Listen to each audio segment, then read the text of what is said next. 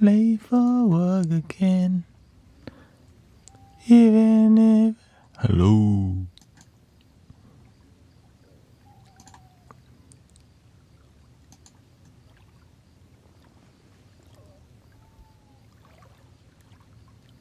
He's gone cold, I wonder why.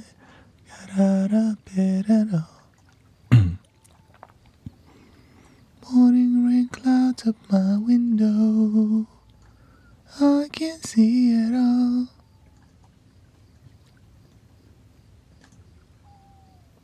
Mm-hmm.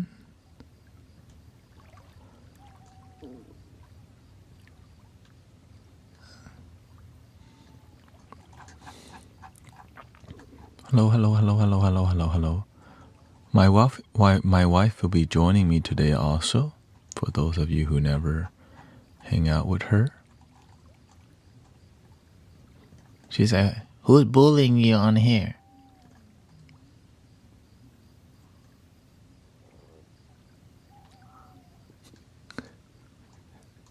I'm just kidding. She's off. She's on break from work. She works in a school, sign language, interpreting. So, welcome, David. The grace of grace, yeah. And you know, it's good for her to say hi to everybody. Alrighty.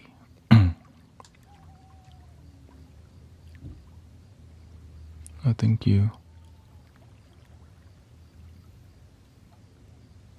Thank you. Goody Google Rabbi, what's up?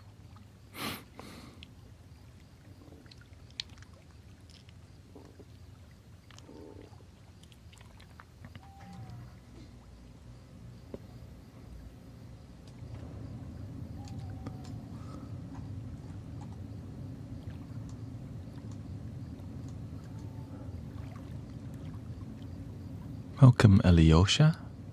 There you go. Let's connect to the... There you go. What's up? David Aziz. Connect the rest of it. Oh.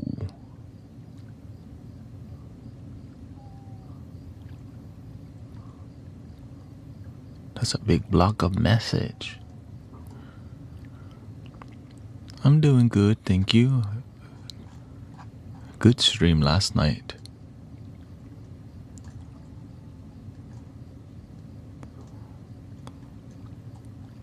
Very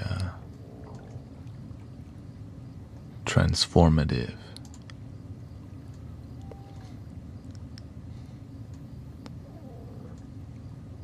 Lots of new.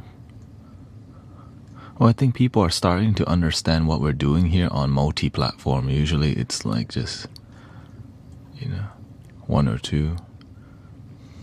But it's starting to solidify, like the, you know, the, like,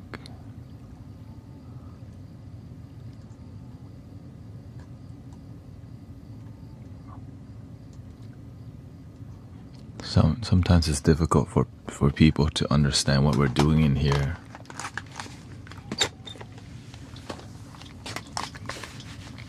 Many new people.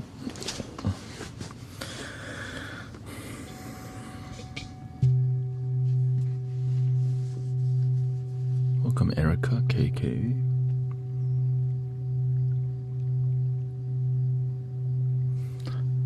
This shirt doesn't exist anymore. Sister Jill makes it, so you might have to just message her. We have a Etsy shop that sells shirts. She takes over completely. Mystic Village merch on Etsy.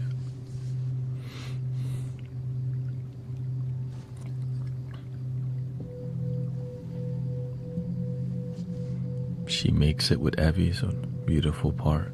And also send him some love because their dog just passed away yesterday. So welcome, Lena. I fell asleep to you and wake up to you. Yeah. That's how it is. But you know, the dog Coco had a very extended life too. At the end of Coco's life, she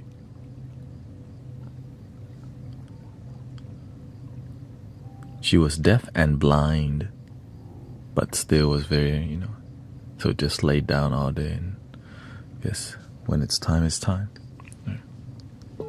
Same thing with Sister Emily's dog, who I think she's gonna put down this week because her dog's also deaf, blind, and in pain for like a year or two now.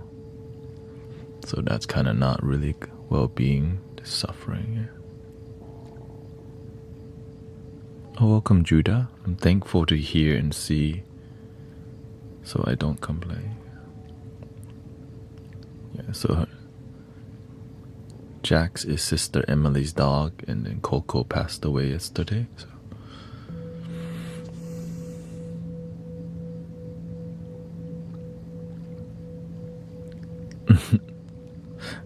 Welcome, Emily. No, it's another Emily. Sister Emily in local Mystic Village. Welcome, Star Elite. Welcome to falling asleep here and waking up here. A lot of people fall asleep here and actually wake up here too. So.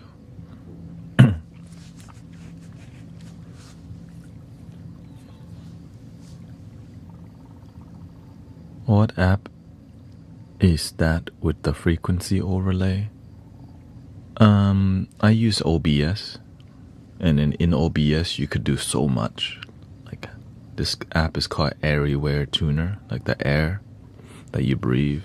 Airware, W-A-R-E.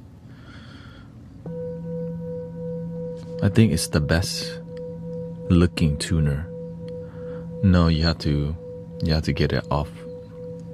You have to get it separately. I use the Windows Store to download it.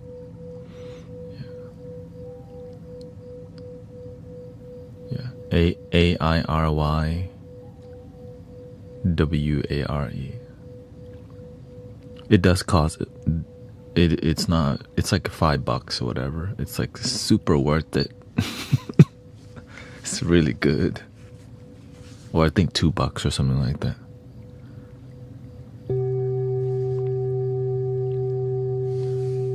And then I use a window capture. So the full app, I think.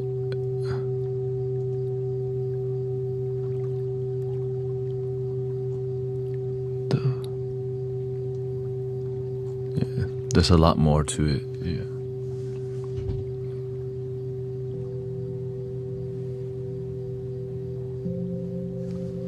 The cool part about it is you can tune it to, again, there's many things you could do with it. For example, let me see, you can change what tuning you want it to, and you can change the visual graphics too. For example, this is called strobe mode.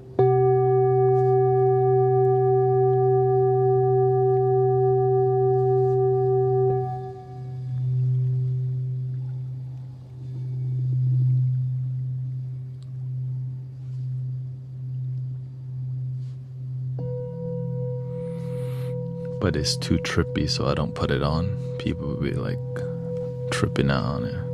Right. Welcome, Sister Kara. We got Jared says your studio is sick. Welcome.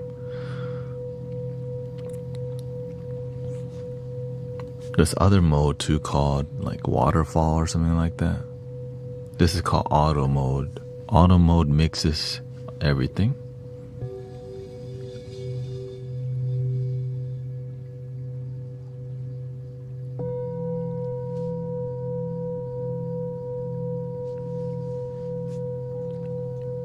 Less is more sometimes, Here's waterfall mode.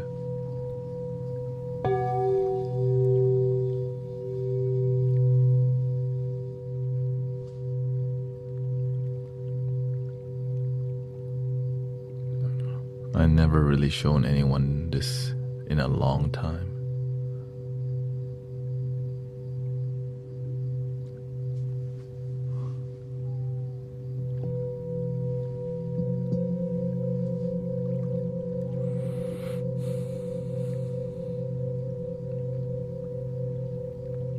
Yeah, so this is not really stroby, right? It's less. If you were to only eat one of these three for the rest of your life: sandwiches, burritos, or pizza.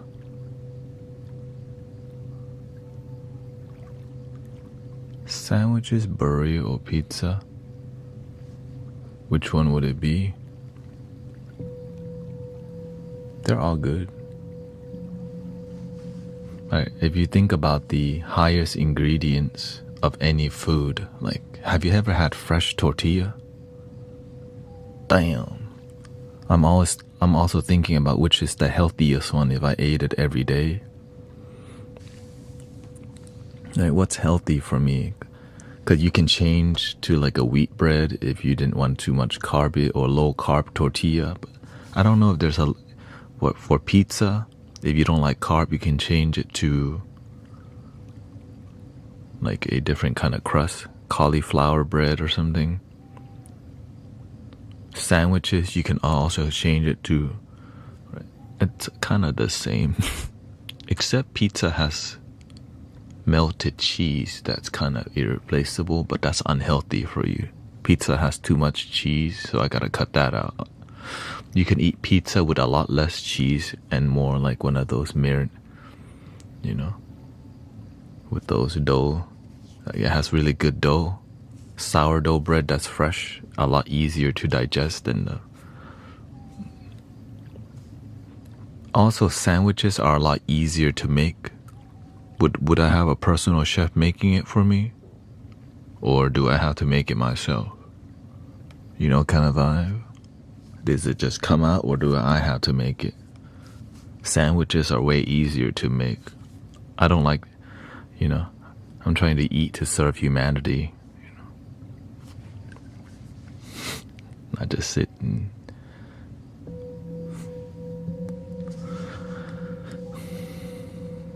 you can definitely just put salad inside of a burrito, You can put salad on a pizza.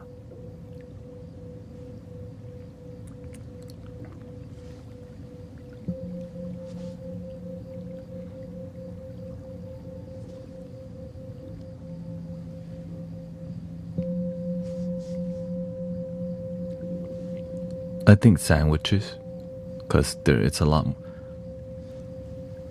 And you can fry an egg and put it on a sandwich too. And don't get bored of it. Yeah, sandwiches, you can have a breakfast sandwich, a lunch sandwich, and a dinner sandwich. Would a lettuce wrap also count as a sandwich? Yes, of course. But a pizza, it's got it. Yeah, you can cheat a lot more with sandwiches. A lettuce wrap is a sandwich. Yeah.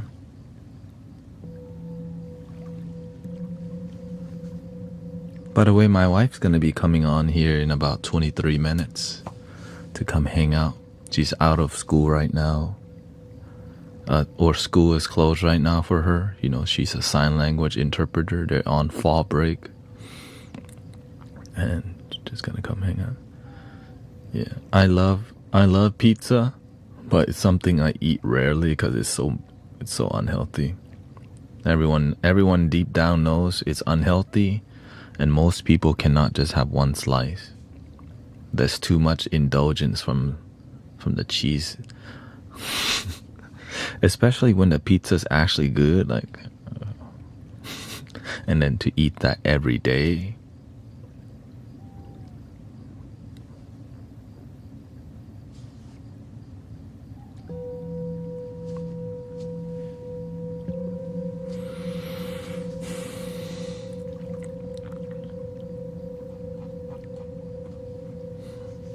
And also, I've had cauliflower pizza. No, I mean, might as well just eat the dang cauliflower. You know what I mean? It's not bad, but it's like, give me a salad instead. It's not that let's say it's not that sexy, okay? You know, it's like whenever, like I'm vegetarian, but I'll eat like broth with, you know, chicken broth or whatever. You know why? Because the vegan broth tastes like shit. I'm trying to enjoy my life, you know what I mean? Have y'all ever had vegetarian broth? It's like, are y'all even trying to season this thing? Anyway.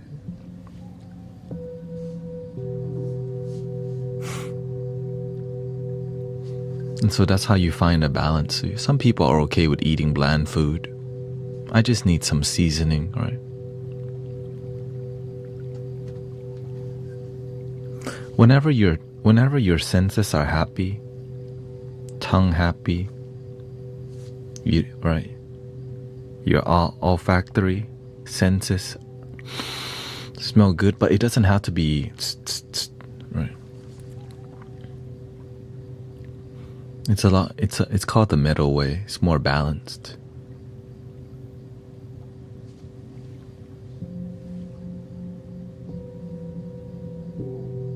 And so I like to walk the middle way. I realize, let me just do what makes me happy. That's why I just find the right balance for your health, your happiness, your spirituality.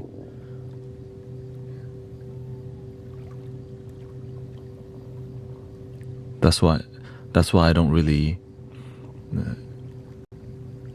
That's why I tell people I'm not vegetarian to join a cult.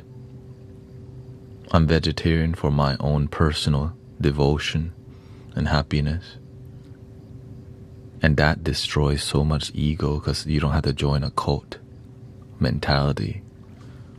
Do what works for you.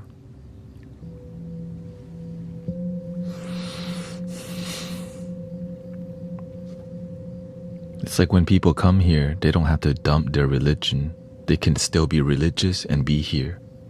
You can be vegan, vegetarian, and still get along with people versus not.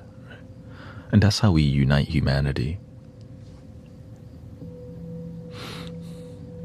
Is a hot dog a sandwich? Oh, absolutely. Hot dog. Yeah, this is like the second generation Mystic Village merch t-shirt. Yeah.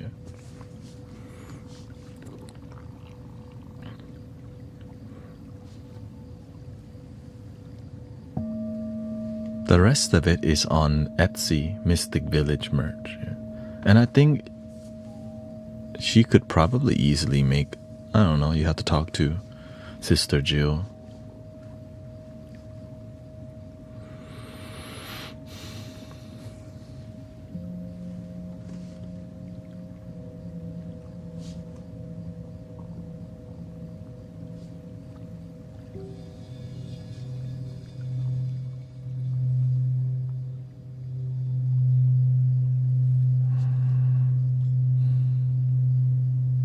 Welcome, Bella. Emily is on bed rest today. Shout out to the bed rest. That means you're resting on a bed.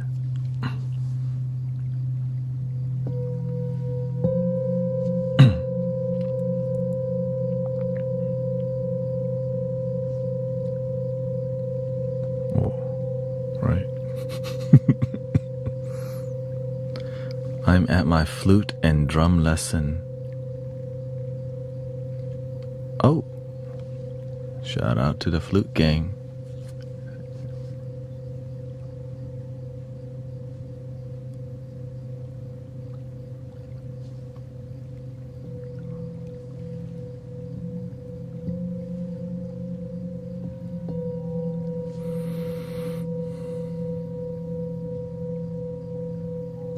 Playing you're playing 5 flutes now? Oh. Well, have fun, sister. Old bearded is here too. Bonjour.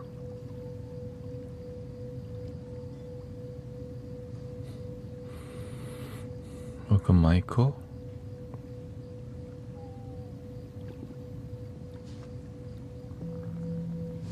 Full moon today, right? This is the official full moon day. Officially.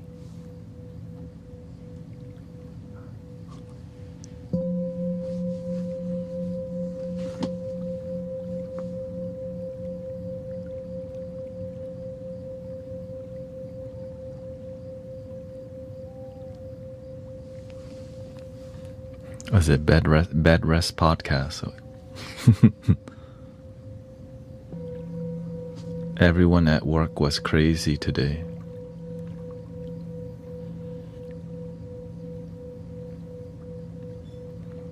They say it's Monday, that's why. Or maybe here it's Monday. Maybe over there, I don't know how it works.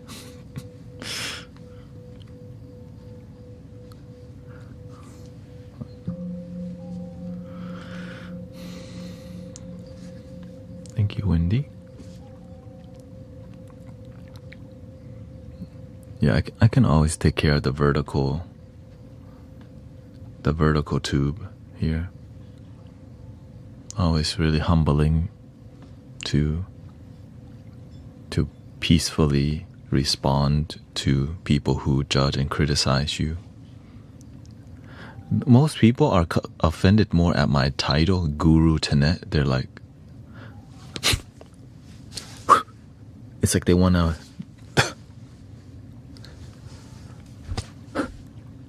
Guru. I'm like, chill, okay? It's not that serious. It's just a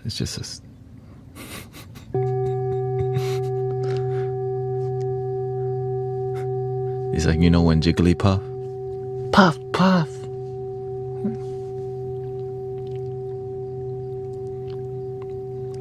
Better than the people who says, I rebuke in the name of Christ. I'm like, damn. That's the one that cracks me up the most, though. I rebuke this in the name of him.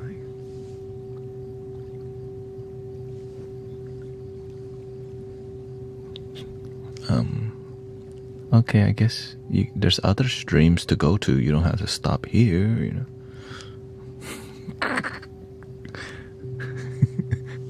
It's like they rebuke it.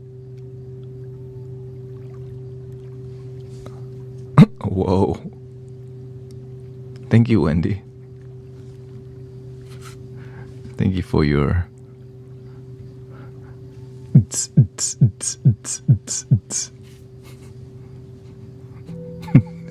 What was that? I just saw Michael Jackson come down real quick. What was that?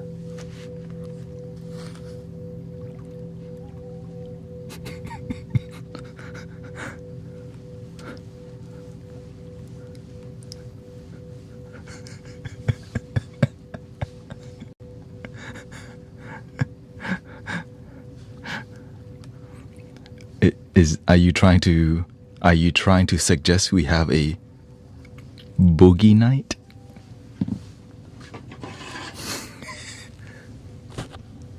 Don't mind if I do.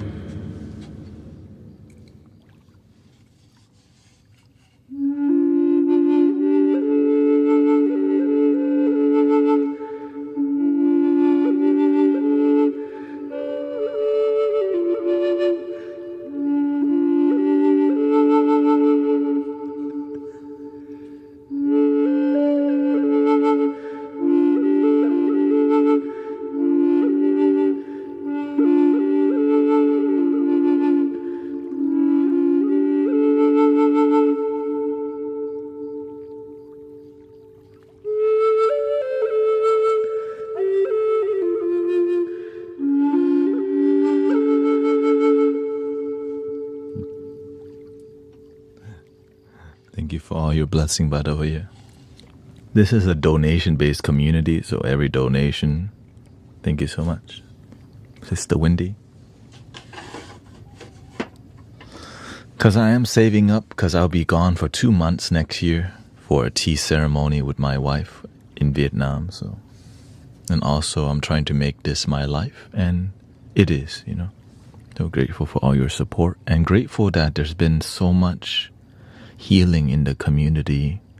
It's like people are starting to get what we do here, and they're about that life. So thank you so much.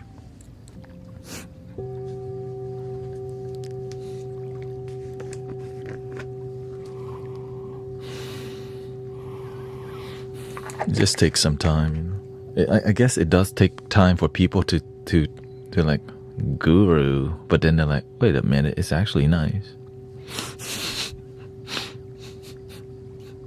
Right? The open-minded people kind of, they're willing to see beyond the title, but the closed-minded people get stuck on the title. Right? And so I'm grateful. And so that's why the name works so well.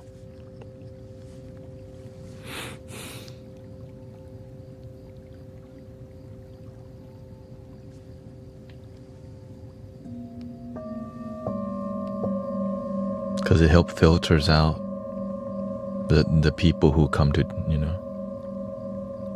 And also I'm silly.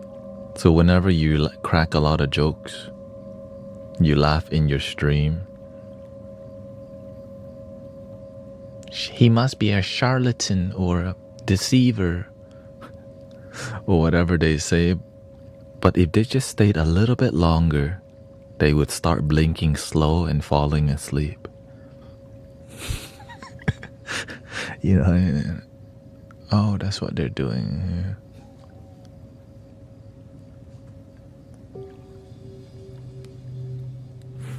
Or at least positive energy, you know.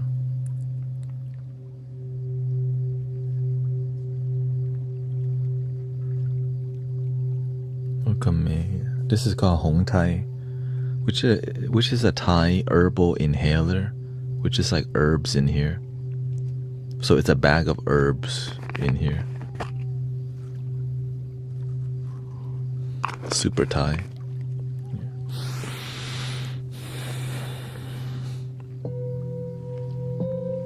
As a matter of fact, outside we have one the size of this because, you know, I take my parents. This is my parents. And then they're like, so they went to Thailand and they bought back literally a gigantic bucket where you could literally put your face in there and just... Okay. Maybe I'll show y'all sometime. For real. It's like XXXL. But it doesn't smell as good as this one.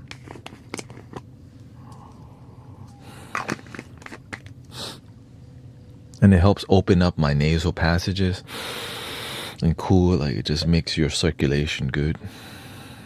Yeah.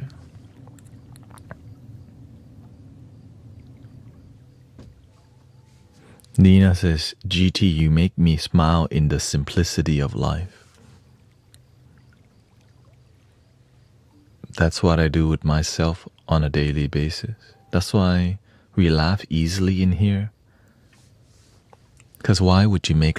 Like, imagine you can make happiness easy. But many people make it difficult. When we can laugh and smile at little things, we experience more joy in life. That's why I like dad jokes and all these like cheesy stuff. Because it's an easy way to laugh and smile. And unless the cheesiness is just... You know, like, I guess we'll laugh at that. You know, it's so cheesy, like... Anyway. But rarely does that happen. Usually I go,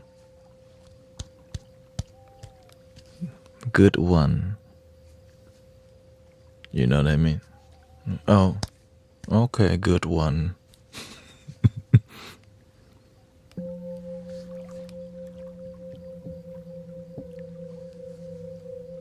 gotta give props to the people attempting to tell jokes that aren't too dark, right? Because some jokes is like, that's maybe not so appropriate in this setting. You gotta have some boundaries. And so, you don't want to piss people off, right? That's a different kind of comedy. We're trying to chill here.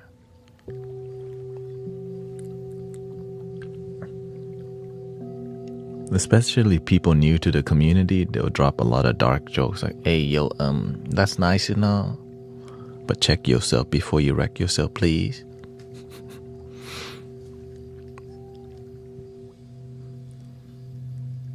The best comedy ever slices right through you.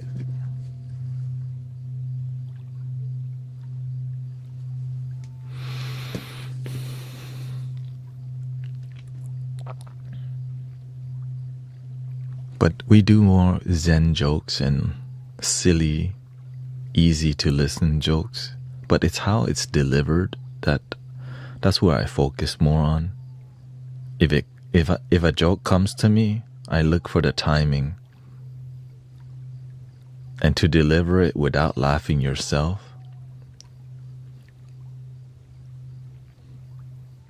it's kind of the challenge, right? That's a meditation in itself. So that's why I just do the demure joke drop.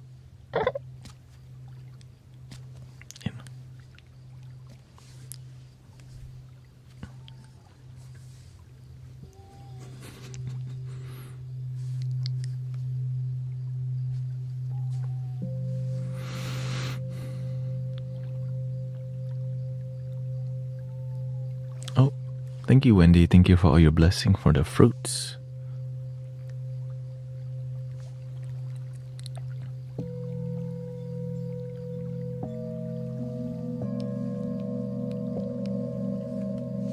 Let's do a little uplifting vibe. Show some love.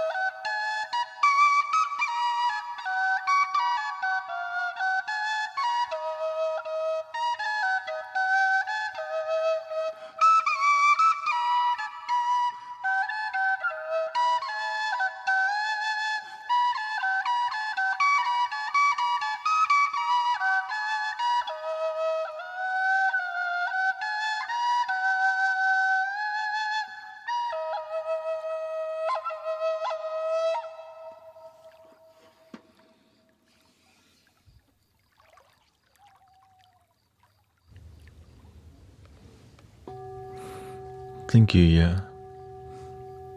All the audio thing is all self-taught. It just took me months to figure out how to make the audio good, which everyone here saw. Like, how do we make the audio better? Right? I had to learn how to EQ effectively and how to do it on the fly if I need to. And so, after a month, or two of messing with the EQ, I eventually kind of learned how to balance most of the time, right?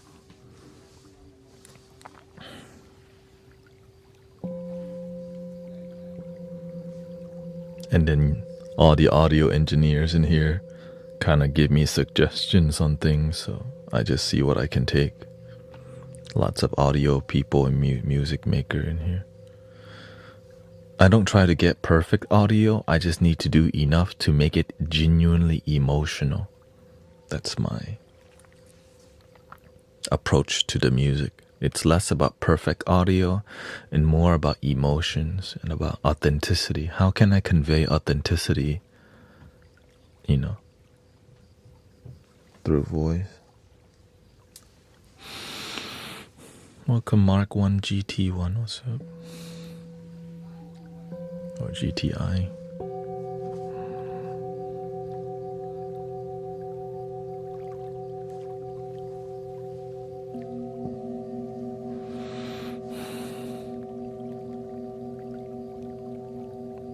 My wife will be joining me soon. So if you hear somebody come in, we're going to be hanging. I said, all right, we can hang out for an hour. So you get to just say what's up.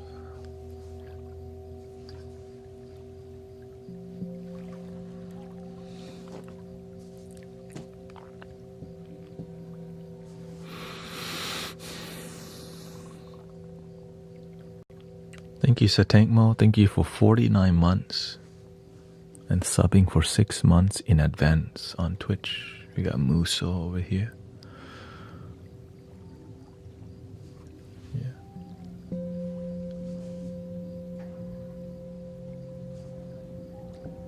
Yeah, she's doing very good. Her birthday passed September 29. She went to Medicine for the People spiritual gathering with me. And so everything is slowly improving for the better in our life. So grateful for her, And she's very understanding. We make our life work. And I'm glad that she understands. I lead with this thing and grateful that she can hang out with me too.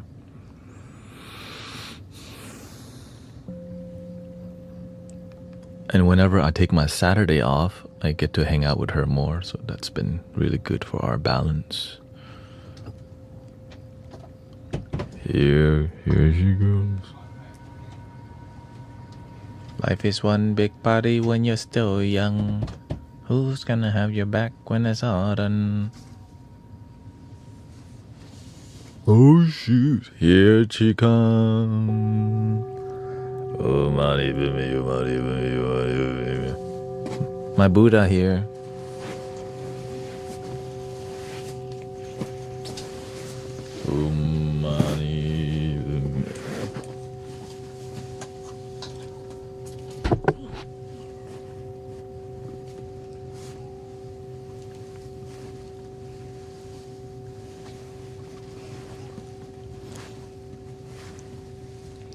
This will hit me.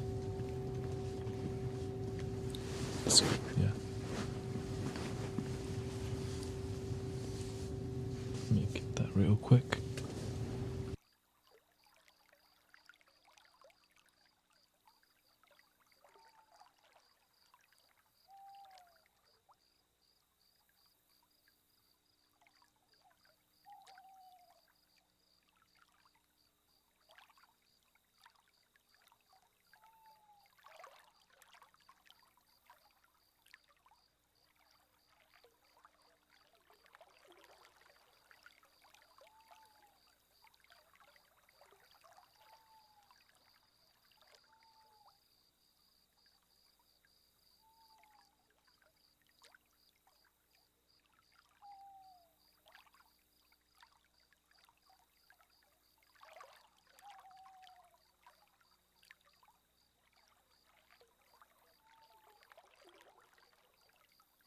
Welcome everybody. This is my wife Grace.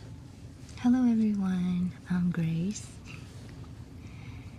Hi to the new ones and hi to the old friends.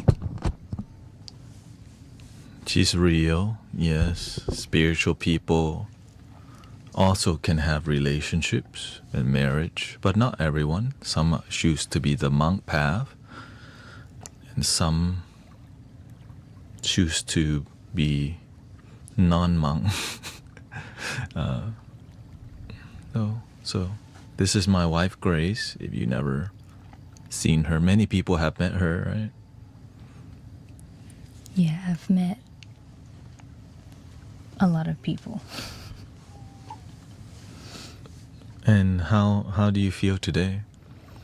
I feel great. I'm actually on my fall break right now, so no work. Woohoo! Just been lazy since Saturday. Mhm. Yeah, I had a slow morning, which is a blessing, you know. Woke up a little bit later than normal, around 9:30ish. Had a little bit of phone time before you actually got up. Wow, I missed that. Yeah, and got my coffee. Went shopping for grocery. That's pretty much it. I feel great. Mm. And how do you feel? How does it feel to live stream? Like when you come on, what do you feel when coming to the like hanging out here? Is it nervous or? Yeah. It doesn't matter how many times I've joined, but I'm always nervous. But I come in without expecting any outcome or any type of people, any conversation. Just stay open. Like you said, just like hanging out. So, yeah, peace and love. Yeah. And when through your past experience, what do you get from? What do you gain from experiencing the live stream personally? What do you? Definitely get to talk about myself a little bit more, because I don't normally talk about me unless, somebody care enough to ask. Which they do, because you're very people find her very interesting because she's very Not really. she's very vulnerable. So you do go into deep talk with many. You want to deep talk with people. Yeah, I do want to talk on a deeper level, to connect with people, but I cannot really tolerate small talks, But I guess this is a safe and great space where we want to know about each other a little bit more deeper. So I'm thankful. And it took time for you to get used to that, right? Because it's kind of it's a very vulnerable thing that we do on here. So how did it take long for you to get used to being vulnerable on here? Because I know sometimes, we just kind of go with the flow and what we feel. How did it take? Yeah, it always takes some time, but it really depends. Depends on the flow, depends on how we all feel at the moment. Yeah, but I would say it always takes some time. But luckily, the reason I'm with Grace is because of the vulnerability. She's very honest. It's hard to find people that honest nowadays, because we have. I think that's a good foundation to build any relationship, whether it's romantic or just family. The vulnerability helps us to trust each other. But it's not like that. Why do you think some people have a harder time being vulnerable? Because they're not used to being seen, and also they're not used to giving other people the opportunity for them to be vulnerable without judging them. So I would say it starts from within. Like, you are not willing to let people be vulnerable. That's the biggest reason why you do not allow yourself to be vulnerable. Does it make sense? Let me fix the audio real quick so it's Am I too loud? no, so that it's mono. Cause are y'all okay with stereo audio, or should we switch to mono? Let me know, okay? But Oh, anyways, thank you, Crystal. I can't read the rest, but I How- guess it's Crystal, right? yeah, Yeah. Thank you. it's also on here. Is that better? No, Oh, yeah, it's better. Okay. you can It's just I'm not looking straight to you guys if I'm looking over there. you can also get on your phone if it's too small, because the text is very small. It's I alright. know. It'll do. You read for me. Okay. Okay. Crystal asks, Grace, how was medicine for the people for you? Happy belated birthday, by the way. So I said thank you to that, and medicine for the people was great. It was my first time. Didn't quite expect what was going on there. For me, it was just like a hanging out time. Had a little bit of fun here and there, but most of the time I get to be with myself, get that resting time without being judged. You know, oh, you're not doing any spiritual thing. I'm here to relax. But yeah, it was great. Thank you for asking. You went to swim with me. Yeah. We swim together in the Twice. lake. And you jump off the cliff. Yeah. Evie, I don't know if they know Evie. I guess some would do. She was helping me counting down Because she jumped before you. after me. Oh, okay. But she had to count down 1, 2, 3, maybe like 4 or 5 times. Yeah, the cliff was like pretty tall. Not really. I think it was like 12 feet or something. no. I think it would be like 4 feet. Okay, well, it was like a basketball height. Yeah. Basketball rim. Yeah. Yeah, she was like, ready? 1, 2, 3. No. And we went back and forth like that for several times until I actually freaking jumped out of that cliff. But yeah. That was my first time jumping off a cliff specifically and to a lake. That's crazy. And you just decided to jump? Because everyone else did it too? No, at that time, nobody did. Only you and, what's his name? Rio. Rio. Yeah, Rio jumped in. John.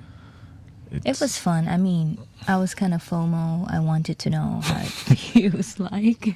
I want to know what love is. So I told him, okay, you jump off first and just kind of be there around the area. So if I jump off, you know, something happened to me, I got, how you call it? Like Support. a lifeguard right there. So he was like, yeah, okay. So he jumped off. And then he swam like further away, and I was like, God is my lifeguard. Okay. I'm by myself again. But yeah, I jumped. It was fun. It was fun. But would I do it again? Nope. Yes, you would. Nope.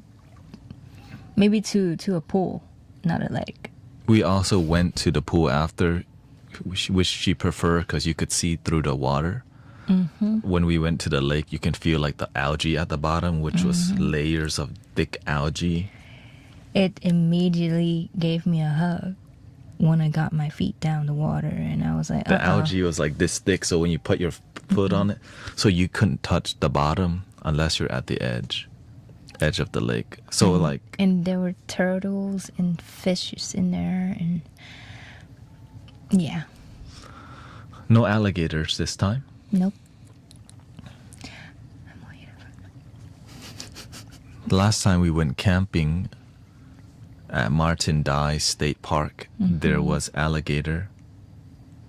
And she's like, I mean, no, we were aware that there were alligators there, but at the time we were kayaking, there was none. It felt safe until we got to to the land, or until we got out of the water. It was kind of sightseeing, and then we saw alligator. And I was like, couldn't believe I did that. Yeah, no alligator. I don't think anybody would enjoy, kayaking next to an alligator. Come get your poop, beep. I would only.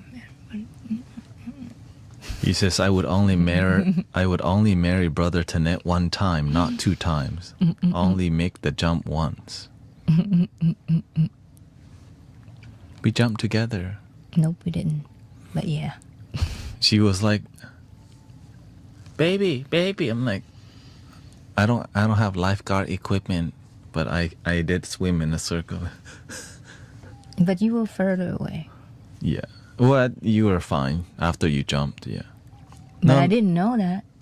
Yeah. No, I Exactly. stayed around in case we both needed to, drown too, so we'll see.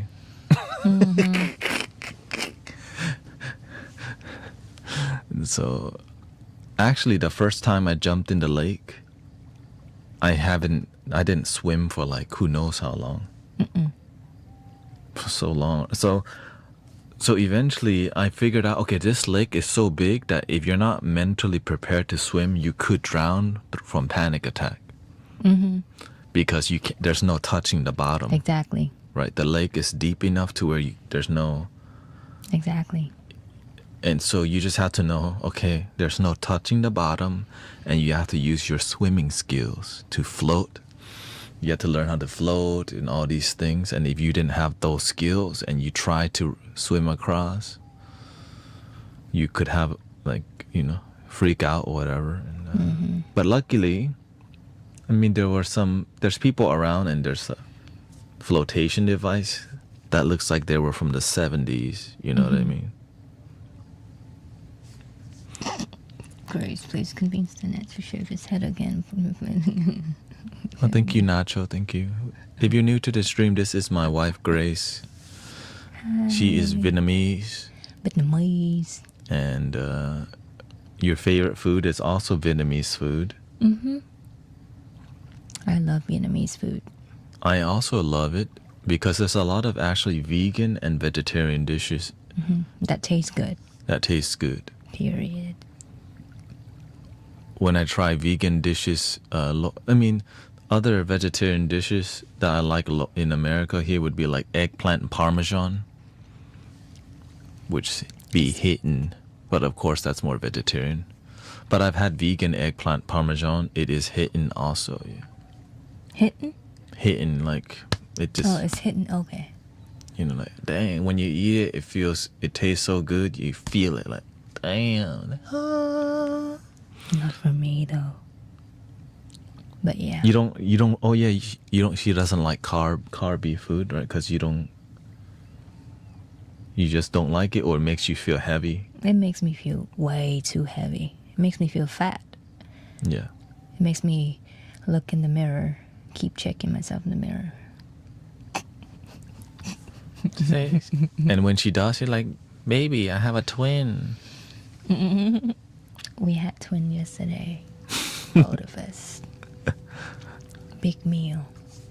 Not really. I mean, you had the, what do you call it? Fried mushroom rice plate. You had fried mushroom rice plate. You too? Oh yes, I did too, yes. Because I bought for her. Thank you. ขอบคุณค่ะ 감사합니다. 谢谢. Come on. I saw some question and then they just flew.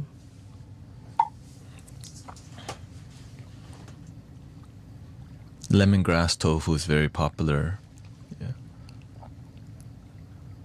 Grace, what do you love about Thanet the most? Oh gosh. Sounds like I would say wedding night kind of question. I would say My shoe. His genuineness. Genuineness. Genuine character. Yeah. Now That he's genuine. Of genuine. Yes, you are genuine about anything that you do. Authenticity is one, yeah. He's very honest, and he makes me trust that I don't ever have to worry about cheating problem, which kind of affect all of my relationships in the past, which I really didn't like. Well, I used to cheat in one of my relationship in the past also, so that's why it's kind of like my, you know.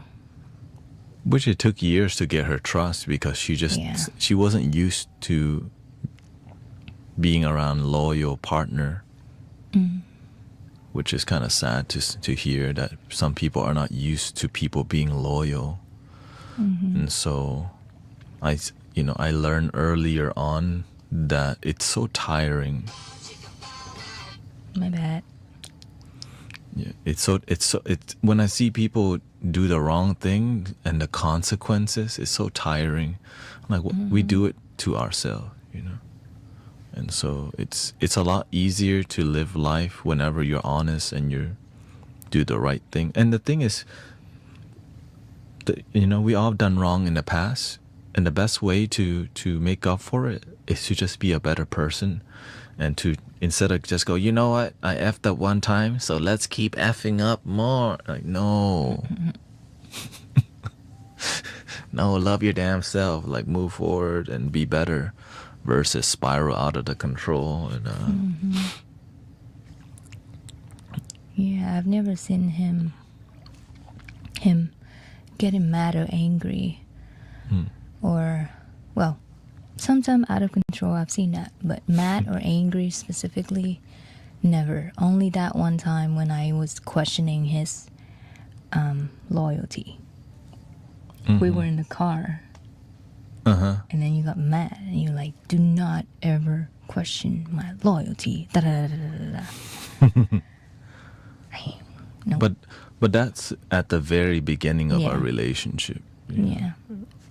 And so in the beginning of our of relationships, you have to go harder now so that you don't have to deal with that later. It's really difficult to teach. That's why I think dating is kind of immature, because when people go on dates, they don't go on dates to have hard, difficult conversation. They go to, like, for pleasure. Yeah, it's like, yo, I buy you the steak. Yeah. Maybe next time we can have more steak. And then you never really learn, why did your past relationship not work out? Right? We're not asking the right question. We're going to court people, but we don't really get to know, like, who they really are. Yeah. Do you guys ever fight sometimes? I don't believe. I mean, not really. Some maybe irritated at each other, but we kind of overcome it quickly because we like peace. We don't really fight. We like but peace. He made me cry sometimes. But we don't fight. Yeah. In the beginning, you cried a lot more, but as you became more emotionally mature, you didn't as much. I mean, it doesn't mean that I don't want to cry. It's just, I just realized it's a waste of energy. My body feels tired. That's why I control my crying. But I was crying inside. Yeah. But anyways, we don't fight. We would have very serious talk. And, either we compromise or either we come to the point that, okay, that's where you come from, that's where I come from. The end. Yeah. And we had the same spiritual master too, so there's a lot of values that that we have together, and it's not, the fighting is not necessarily bad. It's more about get to the damn solution, right? We always, because if we don't get to the solution, then the problem remains. And what I share with y'all is what I do in my personal life. Focus on solution rather than the problem. If money is the problem, then you need to work on that rather than not do, right? But we both have to see where the problem is, or what the problem is. Yeah. And take the time to engage with each other and not be so emotionally charged. Yeah. And I think people don't know how to engage in a way that's not emotionally charged because nobody taught them how to maturely communicate.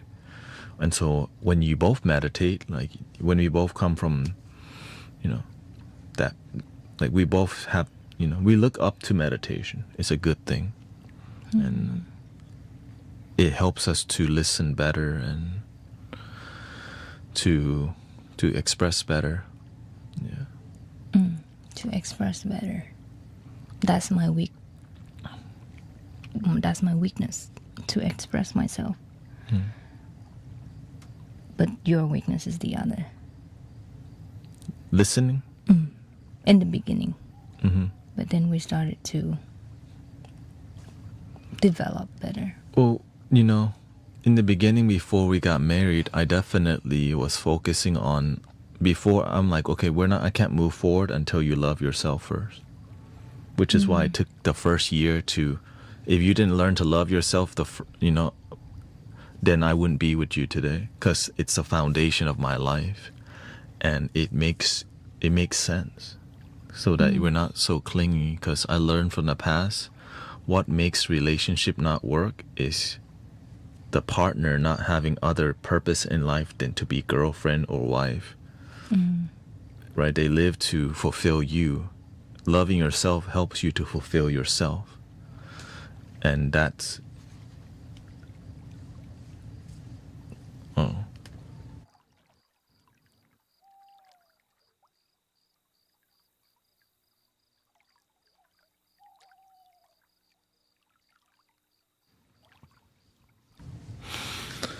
Yeah.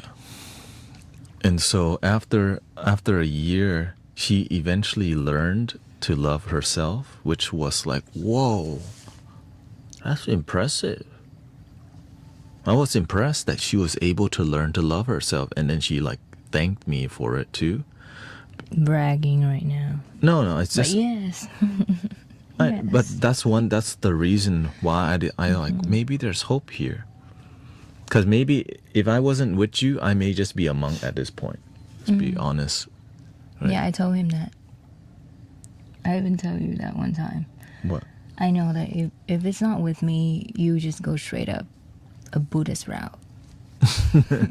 Yeah, if I'm not with her, I might have been just straight a Buddhist monk. But I shouldn't be the reason why you didn't become a Buddhist monk. I mean, right? That's not the only reason. There you go. I wouldn't say it's... Clarify. I didn't say it's the only reason. It's one of the reasons, right? It's not even Buddhist monk or not. You can still fulfill your spiritual devotion, no matter what. That's the beautiful part about the spiritual journey. Yeah. Yes, the cats need me too. Why is a loyal partner good for people? How is loyalty good when Thanet always says, love your damn self? Because you're loyal to yourself first.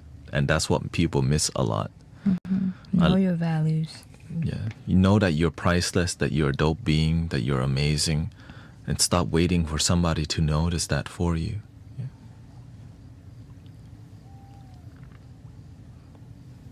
Let's see here. Alex says, money is my problem. I make enough, but I have to support 4 other people, and I don't like it at all, so I feel trapped.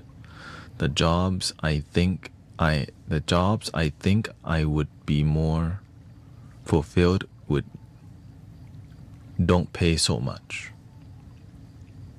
What can you say about that? I can't speak for you, because it took me a long time to actually got out of the situation where I was living paycheck to paycheck. But one thing I got from our spiritual teacher, master, is that everyone needs to have a job and A role. A job, and the other is work. Work as in like what inspire you, what you want to do, what you will One purpose, your purpose. Yeah, like one how job. you serve this this like your life, your community, or you know, what enlighten you inside. It makes you feel happy doing, and you need to have a job in order to support your normal life, in order to keep moving, you know, without being broke, in order to give yourself enough finance to support you achieving your purpose. So I totally understand that the job that you love to do might not pay that great Yet in the beginning. yet. Yeah, exactly, yet. So But it takes it's time. totally normal for people to go through a hard time, you know, nurturing your dream. So all I can say is hang in there. You're doing a great job, but do not give up. Money comes and goes, and if you pay too much attention to how broke you are, you won't be able to see, oh, how blessed you are. You didn't say you're broke, I'm sorry, but if you pay too much attention to how much you don't have, you would lose the attention to how much you actually have. Gratitude, right? Yeah. Hang in there, Alex, right? Yeah. Yeah, so when you have to see what your dream life is. You know, if you have to be responsible for 4 other people, eventually they need to learn to help you make money too. You cannot carry those people forever, and also you cannot spoil those people, right? You have to, like, sometimes we don't make that much money, but we act like we spend a lot more because we're lying to our, like, we don't want to be, right? We don't want to embarrass that we can't afford to go out all the time, but we don't want to tell our family we can't afford it, so we put it on a damn credit card. Hell no. Be honest to your people and be like, yo, we're not making that much money, so we have to reduce the way we're spending and eating, right? Because the moment we are real, the more it changes our mentality towards life. Instead of trying to splurge when we don't have, we learn to be humble and work with what we're given, rather than, I don't want to tell my children that we're broke or poor, so now we're lying to our children and teaching them, you know, how to not be honest. But because the more they realize where they are, they get to learn from you. Like, how did we end up here, and how can they learn from your mistake so that they can live a prosperous life? Because if you don't teach them, they grow up and end up doing what we're doing, which is not being responsible with money, and then lying to their children that they have money too, and it just copy, paste, copy, paste, which is terrible. So the more we're honest to each other, the more we get humbled. Wow, the reason we're not eating nice is because of this. Now the kids will be inspired. I don't want our family to be in that position anymore. Let's live a better life. Right? And so it's different for every family, right? And so you just have to figure out, you have to teach them through your own failure. A lot of parents are too scared to tell their children their mistakes, but you got to be vulnerable and honest, or else the children suffer with you and leading to more suffering. And we want to break that cycle with the wisdom and truth. Yeah. But let's say if you did not have great parents who can actually show you the role model of how you want to be, you know, deep inside of how you want to be, but the reality is holding you back from being the person. What do you have to say about breaking the cycle? Well, we're so blessed we got the internet nowadays. God, if you didn't have good teachers, you actually can figure out how to save money. You just got to be willing to open your mind and learn how to be more responsible how to invest, right? And so the more, like for example, my family lacked like I would say emotional intelligence and wisdom. We had general wisdom, but They do have general wisdom, yes. but we didn't know how to apply it with our own family and have results. Knowing the wisdom and actually finding results is two different things. A lot of people have wisdom, but they can't help their own family. So do you actually know wisdom if you can't even help your own family? That's the tricky part, right? And so in my family, yes, my father, lots of wisdom, but doesn't know how to help my mother, doesn't have the patience, or is patient, but gives up too easily. But that's the best that he knows. So I got to see that. And I also joined him in grieving, like, man, my mom. But instead, my suffering led me to asking deeper questions and then helping family, right? But how did I find out? Freaking the internet. I just went online.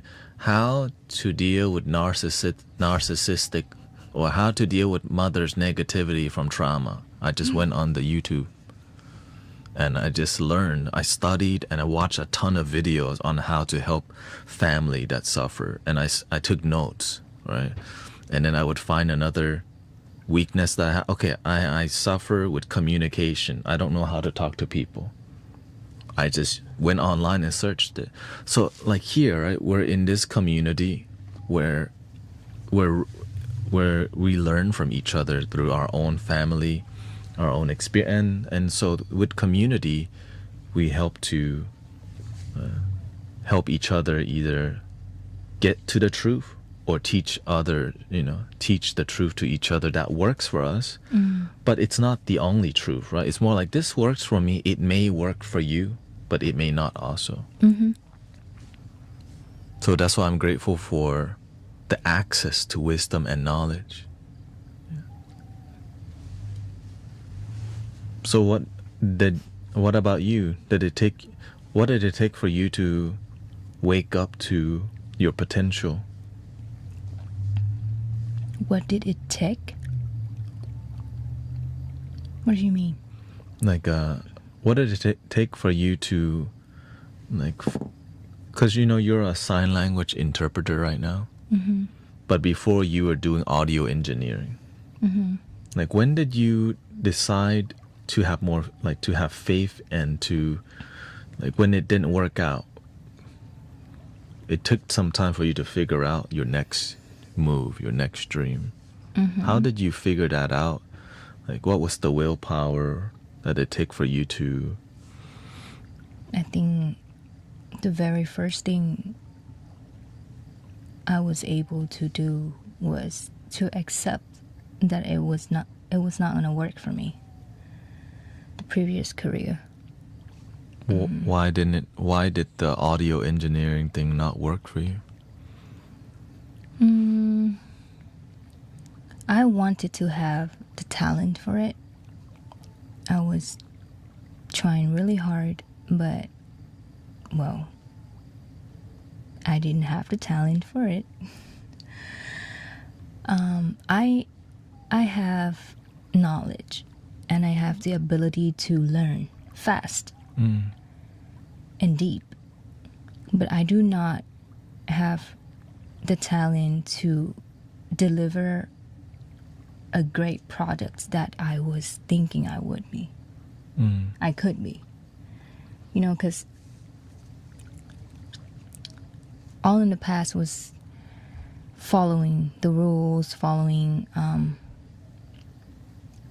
you call it, like copy paste, a certain way to make it sound certain way.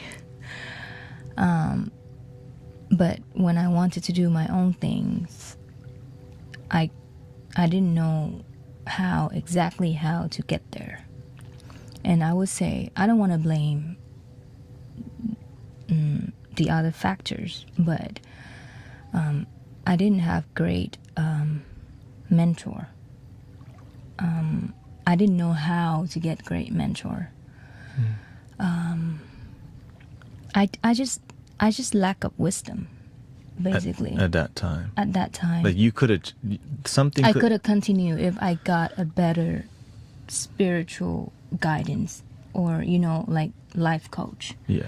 How to continue pursuing what I do not want to give up. But, I didn't have that at the time, so just so many reasons I can give you, right? That was, those reasons was for myself.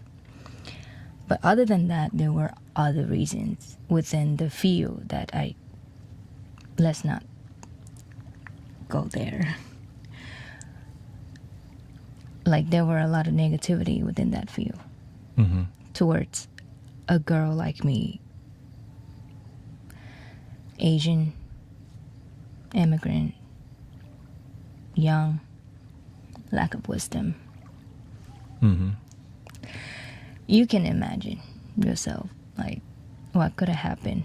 Lots of predators and lots of peer pressures, discriminations, such and such. But anyways, all of that kind of pushed my dream down. And I came to the point where I accepted it, that it's not going to happen for me. And I'm willing to give up at that point. Because I couldn't find a way out. I couldn't find how I can develop better. And this is before you were with the master, right? You didn't At the time that I was with master. Remember, like, we started dating when I was, like, in my very last semesters of sound engineering. But yeah, this is the beginning of my spirituality path with our master. Yeah. And yeah, I realized that, okay, it's time to give it up. But it doesn't mean that I give up on myself. I just give up on what it's holding me back from getting to possibly better things ahead of me. So in order to realize it's time to give up and actually give it up, the universe will work its way when you are open and inviting, better things or just any possibilities. And at that time, my mom passed away. And I was going through her stuff, and I was, once somebody passed away, all the memories that you have with the person is just like a movie, keep going back and forward in your head. The scenes keep flashing up again. And then I saw that when I was little, my mom bought me a book of Vietnamese Sign Language and body language. And I was like, I wonder if they have something like that in America. So I looked into it, took some ASL classes, and that was me where I allowed the possibility. And yeah, I fell in love with it. And just kept going. What we learned so far is that some things in life doesn't work out for you because some things are not meant for you. Maybe you may have made audio engineering work, but in your life it wasn't meant for you. So now, no matter what, it was going to lead you another way. But sometimes, some of us, we want things to work so bad, but it's not in the... Love ya. But it's not in the greatest good of, for ourselves. Our ego may want audio engineering, but the universe goes, it's not good for you. Yeah.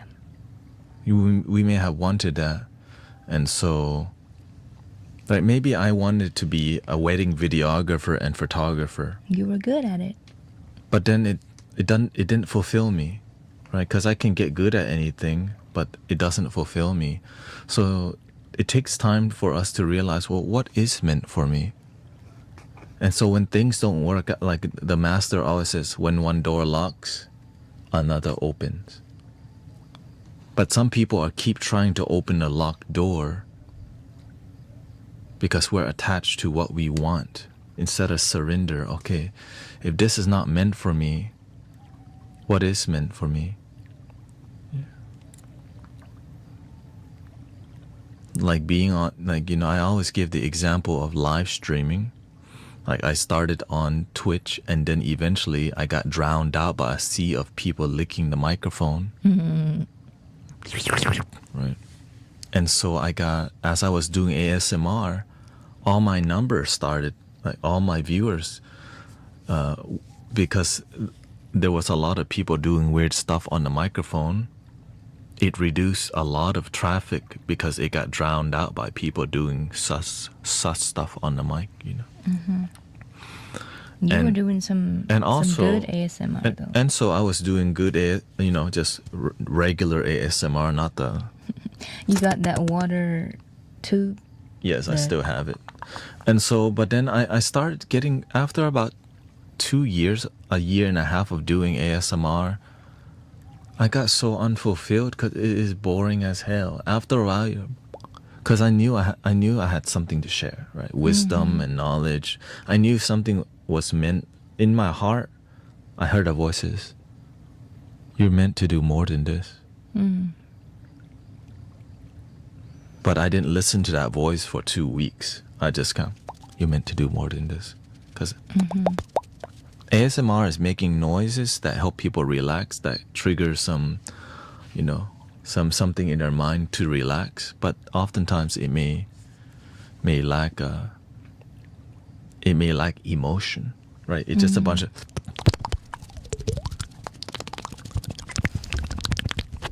Or just it could be tapping. Or hello, brothers and sisters. Love you, damn self.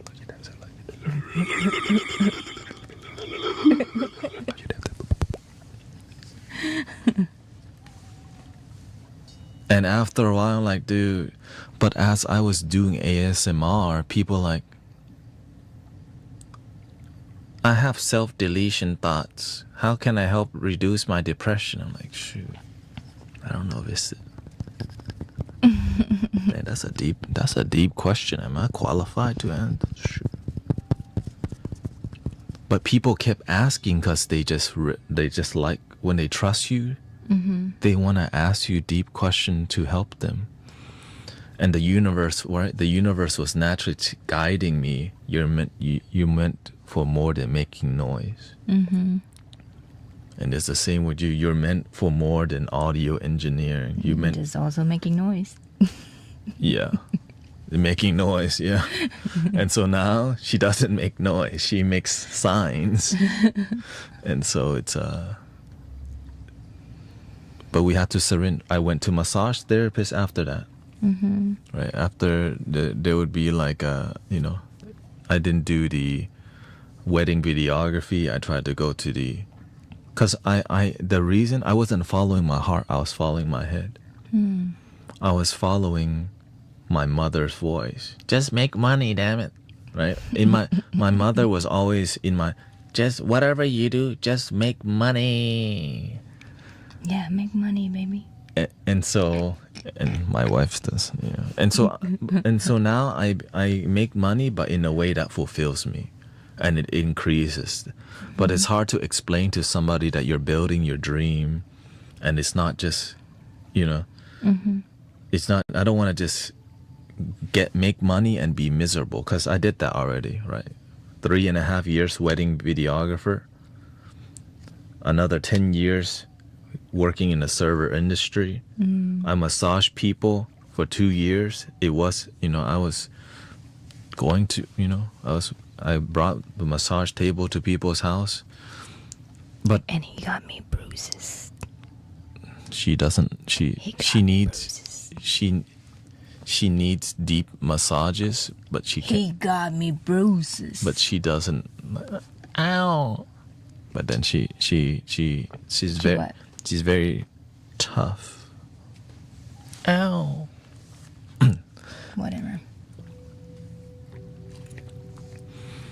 And so, yeah, her energy can be more yang, and I'm yin. This is why the balance works very well. And you just have to find out how to work with each other, right? Sometimes one person is very sharp, and one person may be a bit more curvy. You just have to find a balance in how to make things work. Because it's just more about, sometimes you don't want to do some things, but it's just so good for your life. Like some people don't want to make money. But realistically, it would change their life completely if they just had better cash flow. Right? Some people don't want to meditate, but guess what? If they just put if you just put some effort into your mental health and emotional health, your life would transform completely. Right? And some people, they just need to drink less soda. Your body would become a lot less acidic. So there's many things we may not want to do, but we need to do them for our life to be harmonious. Like, I don't want to stop playing video games. I want to play like Team Fortress 2 and online. But it doesn't make my life work because I wouldn't be here live streaming, because I would be just like thinking about how can I just pay bill and play game. Right. Let's see here. Any advice on how not to care about other people's opinion? Just don't. It's more about knowing more of who you are. Like we got back to that, knowing your values. Yeah, know who you are. Because when you're happy with who you are, let people say whatever they want. Because that's their opinion, right? But when you're genuinely happy, that's not your problem. That's their problem. They have a problem, but you don't have a problem. Don't make other people problem your problem. But sometimes the people complaining about us are actually right. And that bugs us even more. Mm-hmm. Maybe you don't love your damn self. What does that dude know? Right? And so it's more about you being honest. That's why the criteria to a genuinely happy life is like honesty to yourself. Sometimes we're not happy and we say, of course I'm happy. I pay my bill. I just had a 20-piece wing today, right? But deep down, you're lonely as hell. You're very lonely and sad, and you miss your ex. You eat to block how you really feel, and you don't want to see that. And when somebody like may trigger you or speak on something that may be true, the ego goes, it's like a Loch Ness monster coming. Like, wait, what the? So how would you know, like when other people's opinions are actually helping you? You know, because there are, like you said, like maybe you don't love yourself, but then you feel a blockage to that. Common. Yeah. Common. But how to, how to differentiate like the toxic ones and the good ones. How to take and not take. This is why we have contemplation meditation. You have to be willing to spend the time with that comment. Maybe you don't really love yourself. Do I? Many people don't spend the time doing that. Like, do I act genuinely love myself or don't I? We're too busy from that, because going down that rabbit hole takes time. And that's why a lot of things keep us in the matrix of ignorance by feeding us more fast food or more entertainment and more video games, so that we never really go in and say, am I actually happy with my life? Or am I just a bill payer and I pay my taxes and I have property, but I'm not genuinely happy?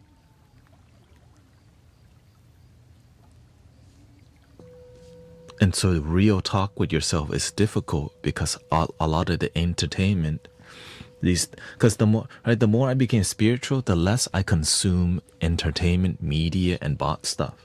The more ignorant I was, the more I ate, the more I drank, the substance I chased. But when you wake up from that, you're like, hell no. I don't want to live that kind of life anymore.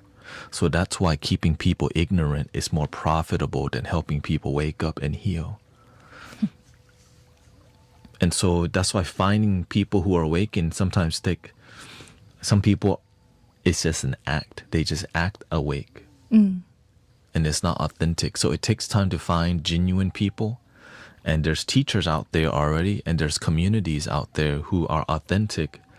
It just takes time to find authentic community because the real ones are few, right? Genuine, like the amazing people are out there, but it just takes time to slowly make friends and connect to them.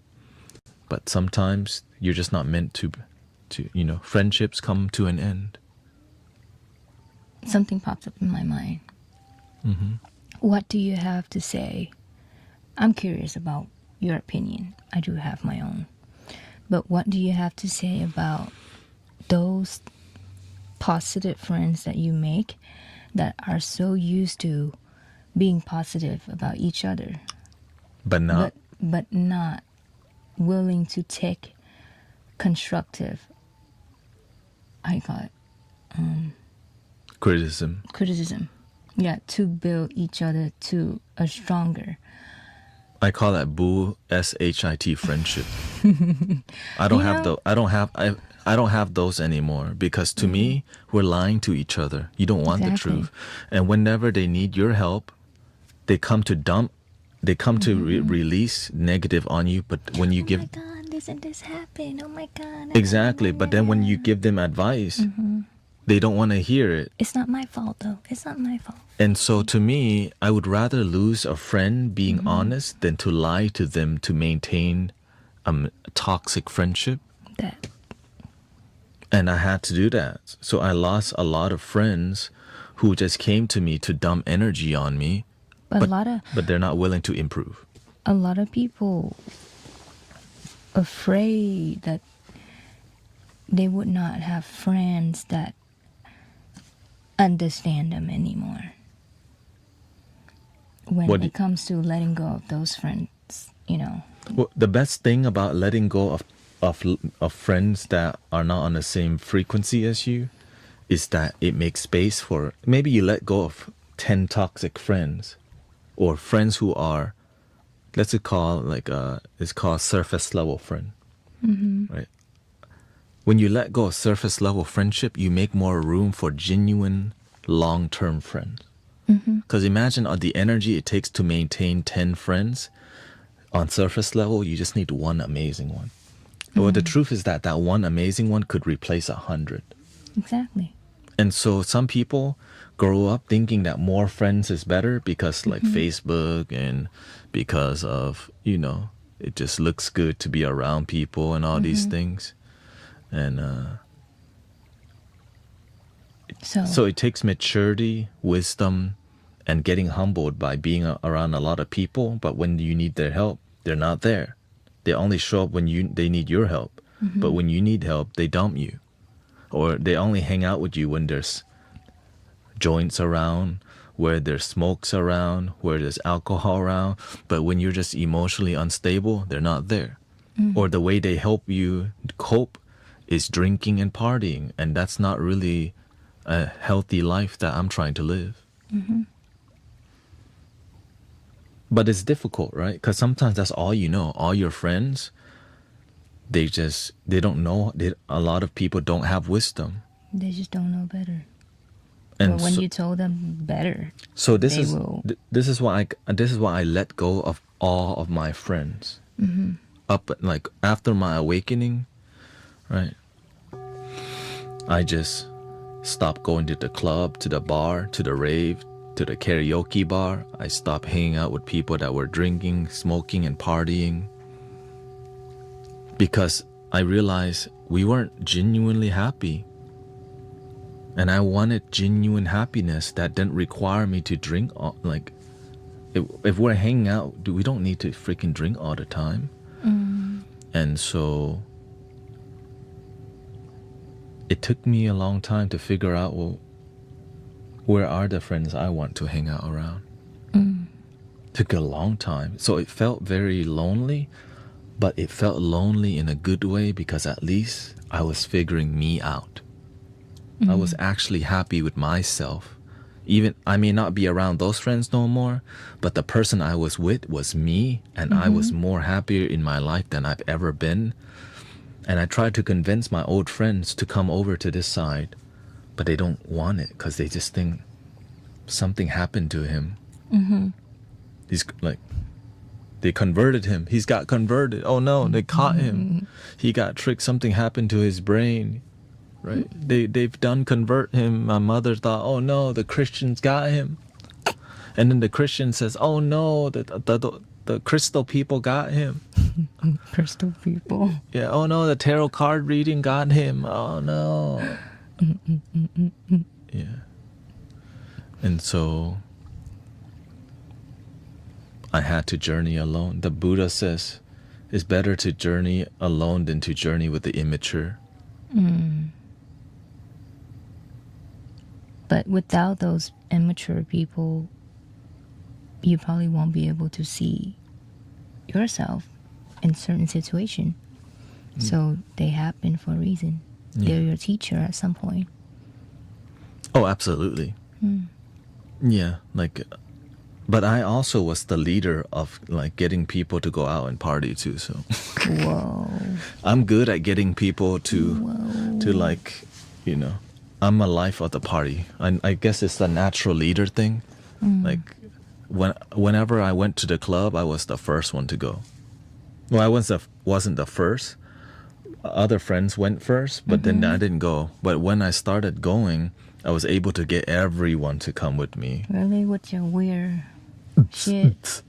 I had He dances weird. I had spiky hair, you know, Asian spiky hair, and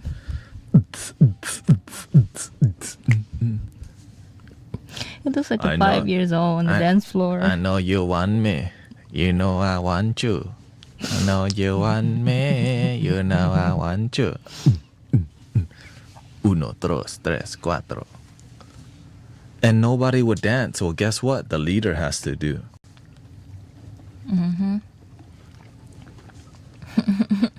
And so I was so hyped that I got everyone to party. So that's why That's why I just learned how to get people involved because I wanted to see people have a good time. Me too. And she has leadership quality. And it's like we have the similar like dominant. But I'm more dominant. Initially, yes. But after the initial dominance, she's very gentle. I start off gentle, but then that's when my yang nature starts to come in because everybody presents themselves a certain way, right? And then you find the truth. There's a balance between how people operate. Some people, they lead with a giant like fierceness because they want to be like soft later, right? I'm soft now because I know that the real work is difficult, right? This helping people is difficult.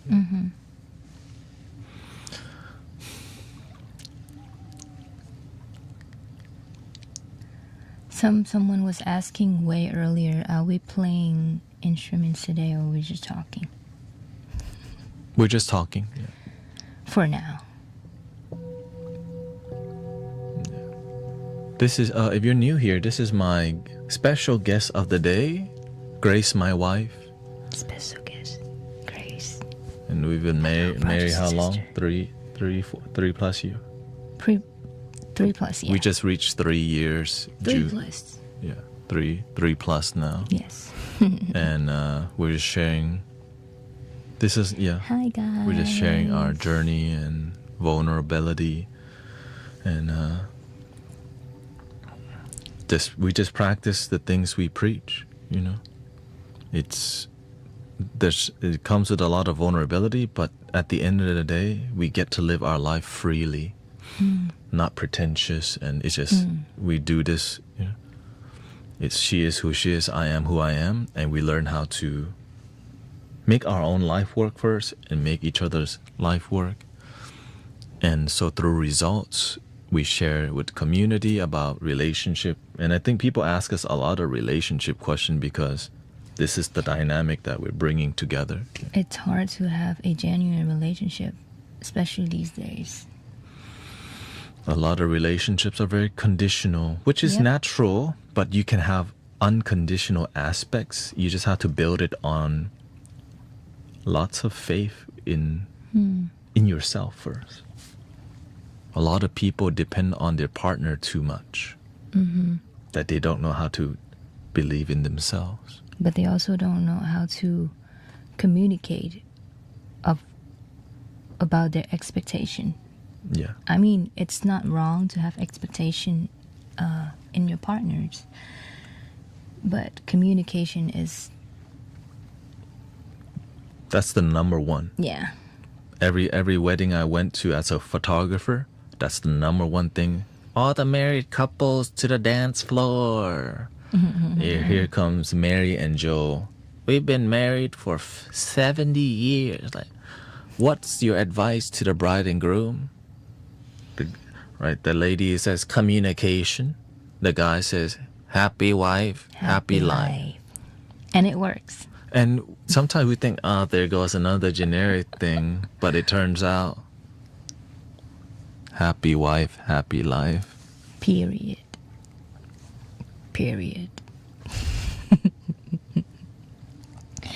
Guys, please confirm.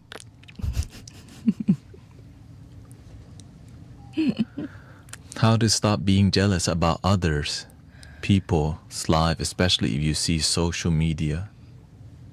People you know, like you get jealous that you see. Again, know your values. What you have versus what you want. Does it make sense? Like, if you start looking out too much, again, you would initially do not see what you actually have and the potential within you. Happy spouse, happy house. So you just have to find the dynamic. Yeah. So whenever you're jealous of people, which is natural because we're like, damn, I want what they have too. But you can work for it. Yes, exactly. So instead of being jealous, a better energy is called inspiration. Yeah. Welcome, Brother Sean. Pterodactyl says, hi, Grace. Hi. So instead of me getting jealous of people, if I catch myself being jealous, I become inspired by them by force. I'm like, okay, whatever they're doing is working. How can they be inspired by them rather than jealous? Because it's not useful. Because if you want that to work for you too, it is better to see them as an inspiration. There's nothing wrong to analyze what they do, why they have it, but you don't. Then allow your jealousy to get in the way, and then you be like, I'm not gonna do like that, you know. But I want the same thing, but I'm not gonna do like that. Then you're not gonna get it. Let's see. Willow says, Grace, you said something this year that stuck with me. Your mom is always with you. She's half of you. Where is that? On TikTok. Willow. It's fine. Yes. When did I say that? I didn't say that today though. Yeah, no. She said this year. I mean, like, you've been... Yeah. Oh, thank you. CC. And it's true though. Months ago. I hope for anybody who has lost one of their parents or both of their parents can actually see that you are your parents. We found love in a hopeless place. We found love in a hopeless place.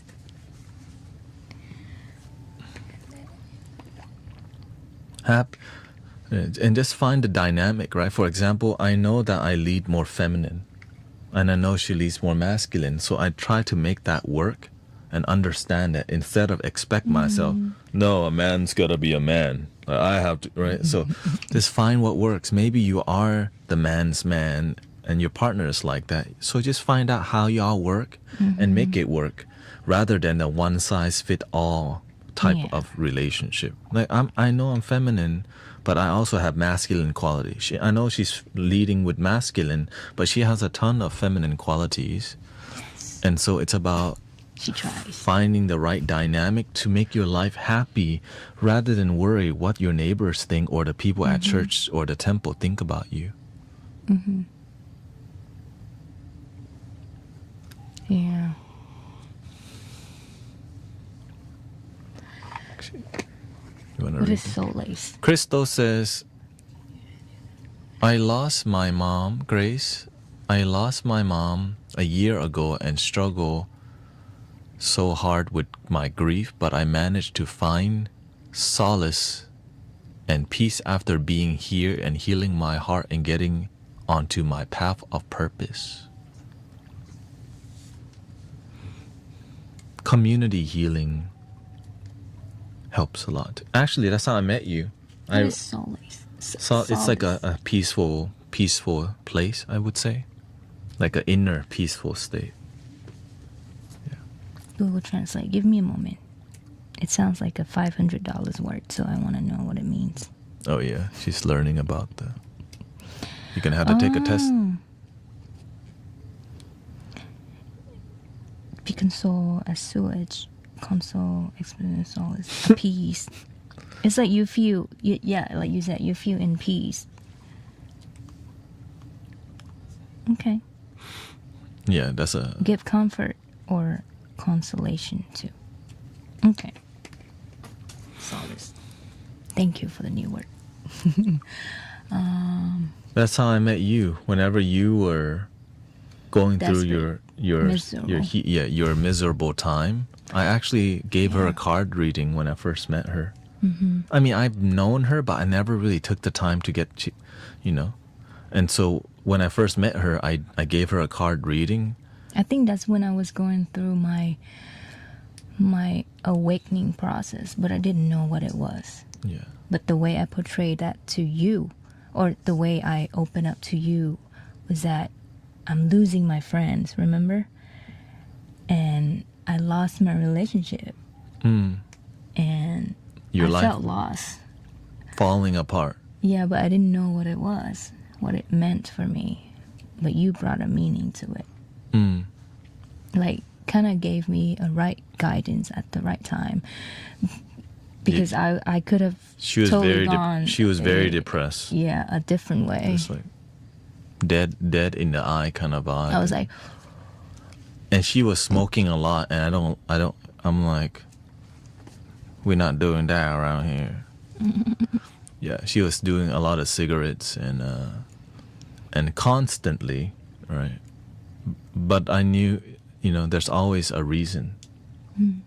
There's always a reason why your life was very fast-paced, and I think you used the fast-pacedness of your life to ignore, to avoid your feeling, because you don't know what to do with it either. A lot of people don't know what to do with their sadness. Or I think that's also her. What's her name? The one that had the comment, the solace. Oh, comment. Crystal. Yeah. Sister Christy. Yeah. Yeah, but grieving has to do a lot with acceptance. And we tend to, like you said, live a faster pace, to ignore our feeling and to not remembering what trigger our sadness or grieves, So it's good that you spend time with the people that have gone. It's kind of weird to say that, but spend time with them, let them live within you, let them stay in your mind, your heart. And I think the more you allow them to be with you, the more you feel peace. And you kind of make friends with the uncomfortable feeling inside of you when you think about them. Like to some people that's guilt, which is me. Some people that's regret, like didn't have enough time to do what you wanted to do, what you wanted to say, such and such. Yeah. Don't avoid it. Do you understand? Yeah, if you keep running away from your pain, you can't heal it. Oh yeah. Well, why it's you fine. Have better English than It's me? fine. Yeah. It's, again, that's what we do here. Help people get it quickly. Okay. You know, and so what you experience is what I continue to do, and you become part of it too. So it's a beautiful. And Michael says that worked in your favor too. Tricky. Yeah, I have really good boundaries when it comes to mentoring people. I don't get my romantic. There's no whenever I'm mentoring people, I don't have any romantic thing happening. It's peer, because I can't be a peer servant if I'm trying to get them. That's manipulation. Right. And so I still operate from, it's do the right thing, yeah. Do the right thing, and the right thing will follow you. That's what he says. Anything else you want to say to them? Well, it's really great to pop up from time to time, meeting new people and seeing, not actually seeing, I don't know their faces, but And there's a lot of get questions. together with old people, not old, but like familiar names. Yeah. And get to chat a little bit, just casual hanging out. I really enjoy you guys being here with your brother Thanet. I'm super thankful and grateful, because without you guys, well, I'm pretty sure he's still going to be here, but without you guys, there's not going to be a community for all of us to enjoy.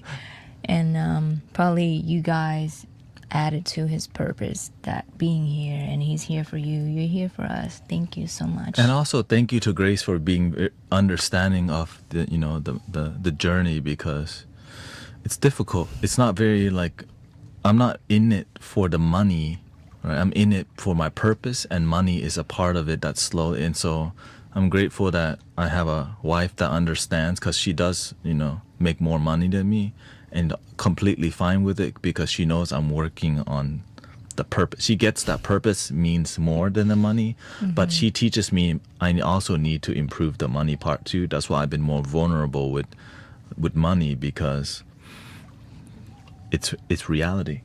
It's reality. So Yeah, I'm just happy you're not broke. I'm not broke. Sean says, good to see you on here, Grace. Sean, our Sean? Yeah. Ooh, good to see you, Sean. I am so sorry about your dog, Coco.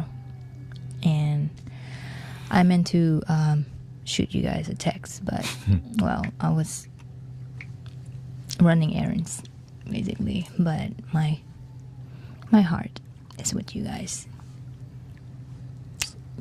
And so thank you, my wife. And we'll be in Vietnam for 2 months next year, in June and July. And so I will probably be streaming from my phone at that time. The phone that sucks. I'm fixing it, okay. And this week is her week off, so thank you for being here. Thank you.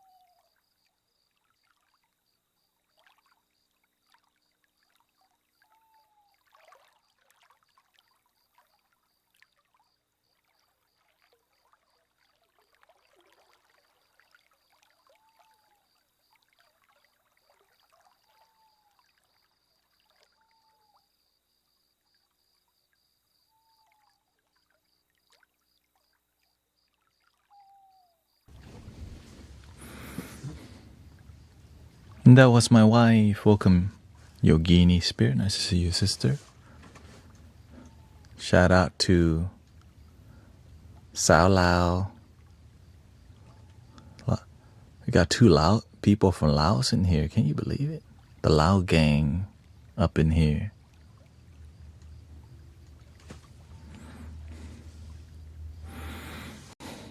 Thank you. Yeah, it's kind of hard. There's a lot going on the screen, so she didn't really know what to read until after a while. There's a lot of things on screen, so.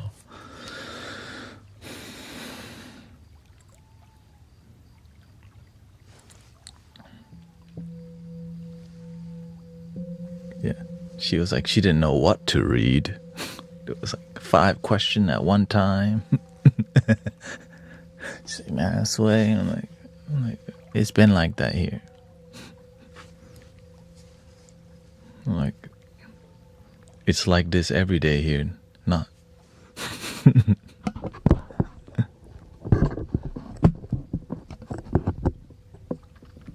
Thank you, Beverly. Yeah, I'm just glad she enjoys it. It just, I think it's healthy too.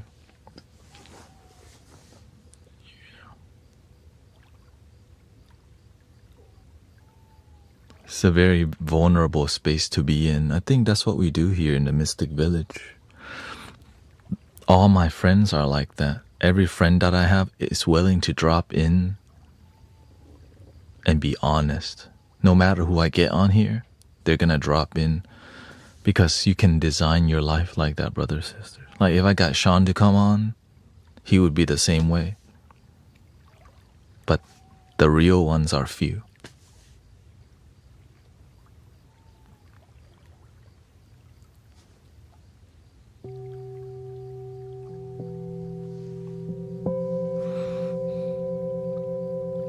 So I'm grateful for my wife coming on and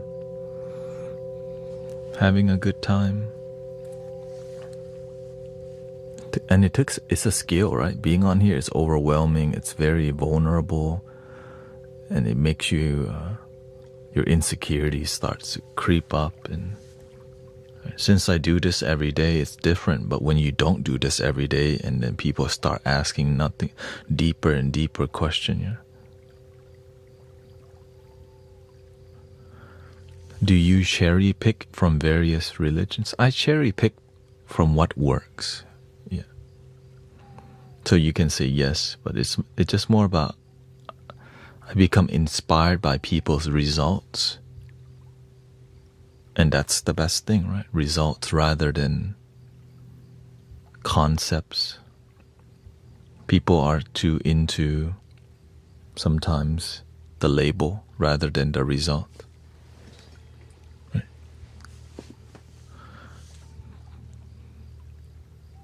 This is what heals. So that's everything in my life was like, it led from healing.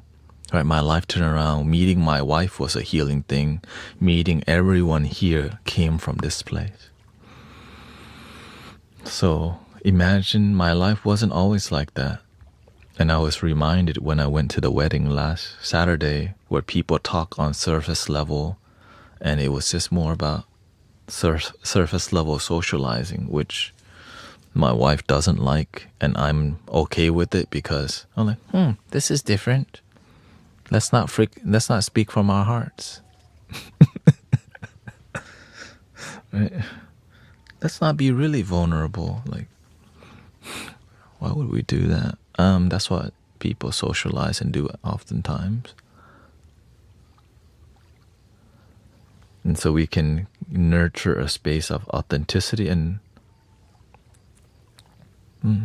thank you, Yogini Spirit.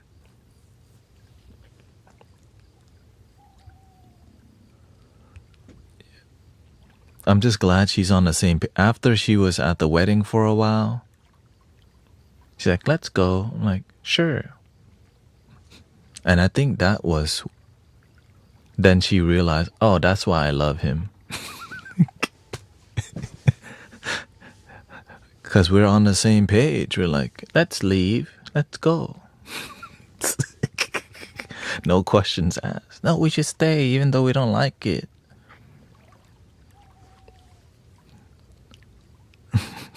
Hell no, if you don't like it, we're leaving. Right? We show to connect, have some conversation, respect the guest of honor. And if it doesn't resonate with us after a while, we have the free will to leave.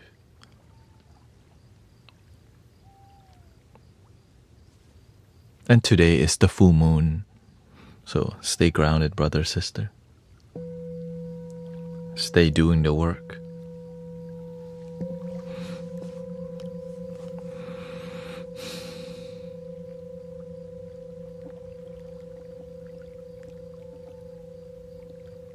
In here, we do our best. It's harder for me to attend to the community when my wife is here. That's why it was harder for me to moderate because I have a guest here. I'm just glad it is mostly peaceful now.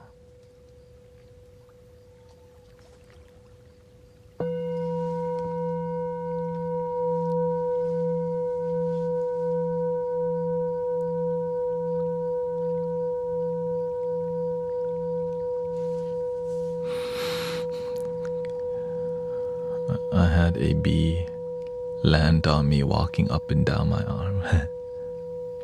So the way you stay grounded is the same thing you always know. Be more present. In the moment, there's nothing to think about. Just be with the bee.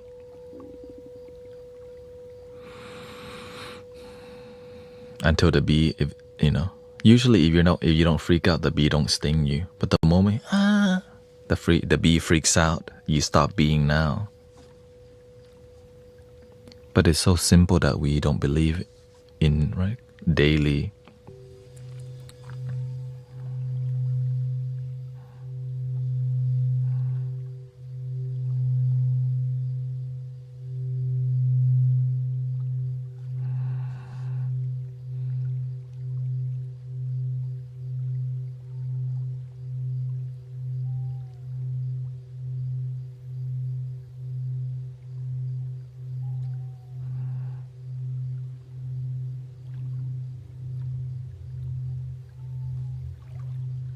For the people who's not used to this and not devoted, you know what they say? Boring. Next stream. All they do is chill in here. I need more dopamine.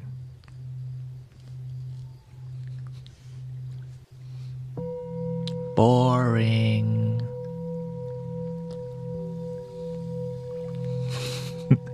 And then but when you're enjoying your life,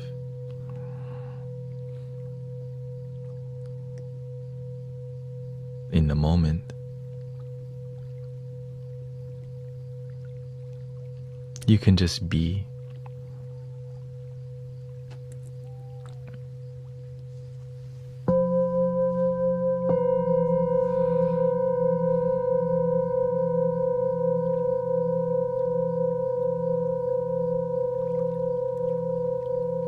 But sometimes our mind is very, very active, right? We don't know that we can tame our mind through meditative practices. Sometimes we cope our hyperactive mind by playing video games. That's how I used to do it. Video games, and we switch to Snapchat, IG, FB, TikTok, Hulu Plus, Netflix, Amazon Prime movie thingy now, Crunchyroll. Then you go to other anime site, then you go download another game on Steam. Then you go download another game because that game wasn't that great. Then you go to the phone and you see what new games are on the phone. And then you repeat that every day for 10 years.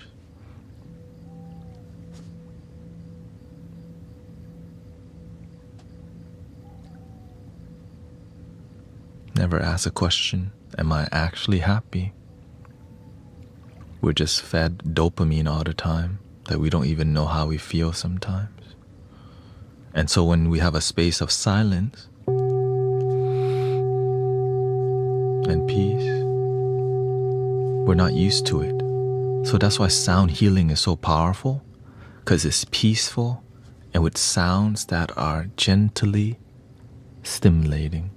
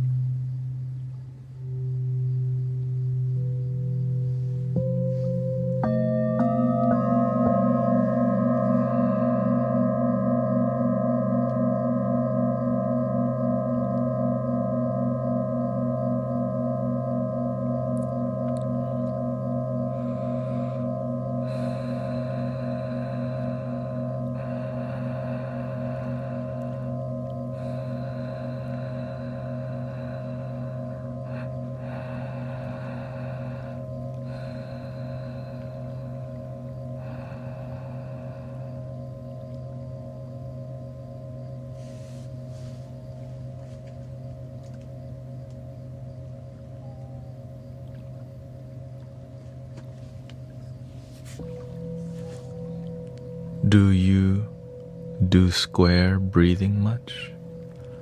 Not. Thank you, Ito. Thank you, everybody, for your blessing. I'm not exact. I've heard of square breathing, but I don't. I used to be very methodical with how I practice, but you become mindful. So I just focus on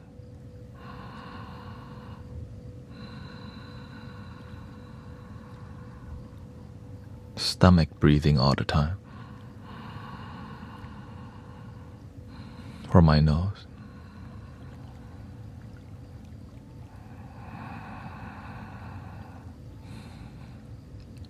Occasionally, yeah, I keep it very simple, but it's very uncomfortable to constantly breathe without raising your shoulder. Because before I learned that, it took me years to just constantly breathe into my stomach all the time. And sometimes annoying, because sometimes you just don't do it. Right? But when you become more disciplined, it becomes your thing. So the discipline helps you to be more present without needing to even think about it. You're just constantly mindful.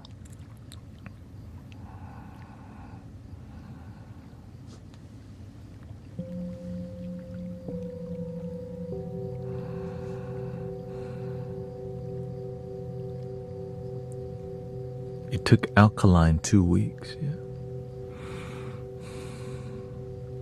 For me, it's more about doing it all the time. Wherever I'm walking, stomach breathing.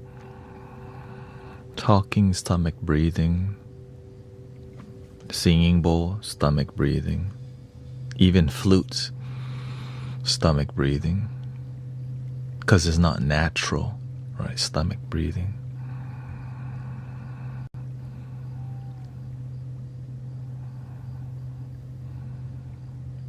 And sometimes I get attached to stomach breathing, so I learn to break my attachment to it by breathing without needing to do it all the time, because you can be attached to your tools. It's like learning to sit without the cushion, and then you can be attached to sitting non-cushion also, or being attached to long hair, being attached to bald hair, being attached to box breathing. You have to be willing to break everything because non-attachment. Yeah. Which is difficult because you don't know when do you break it then? When you become attached. Well, how long do you have to practice till you become attached?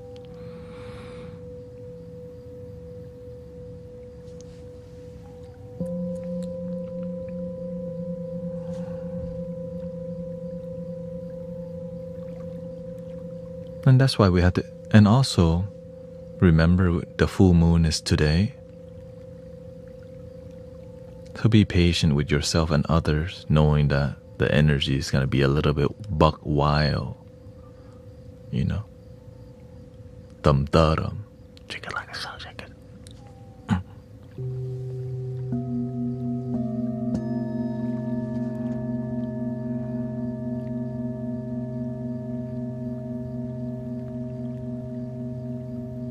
I was like, I'm not attached to my body.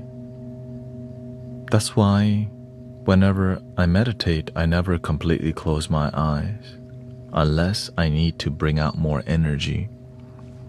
I close my eyes slightly, but not completely. Because if you close your eyes completely, you start making up fantasy illusions about meditation. That is not present and grounded in the moment. Praying to Archangel Michael and all these celestial and Jesus and Buddha, and the whole time they've been here, not in here. But we don't know that because some people don't have mentors. All the divine and holy things is right now where your life is. In your heart now.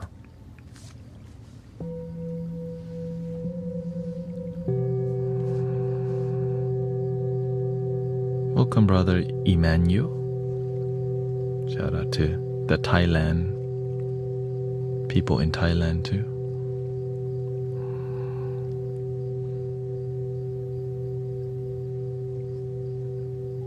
Exactly. Be the thing you're looking for. Be the angel that you're seeking. Be your own protection that you need by being present and not letting things penetrate.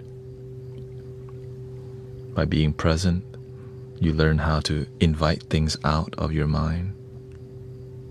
Some poisonous thoughts may enter. If things can enter, they can also exit.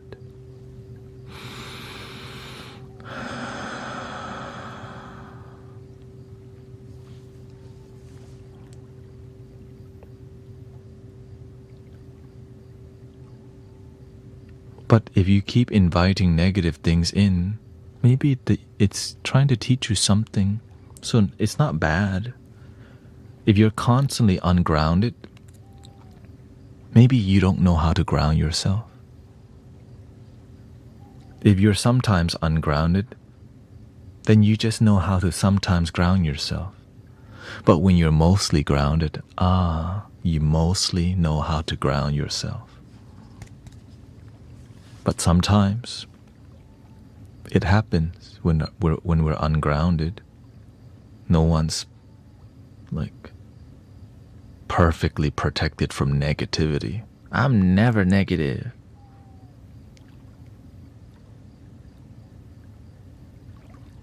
Just wait. It'll happen soon.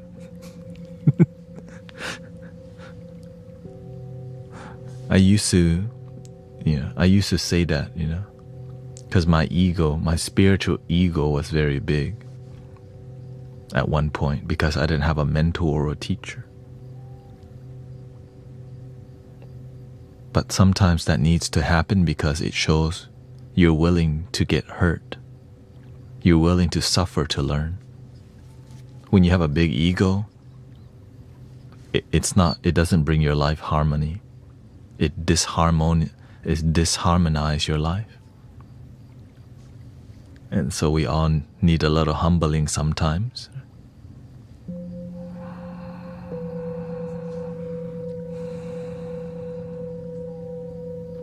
Just not all the time, you know what I'm saying? If you're always getting humbled by life,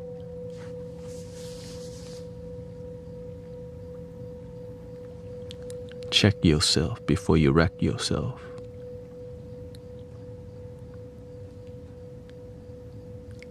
Fool.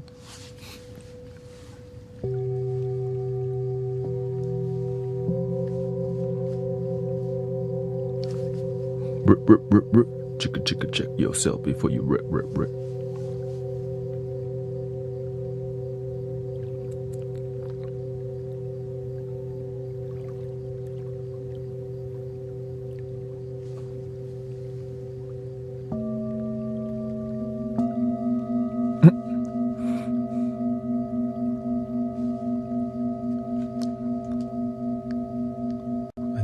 accidentally, let's see here.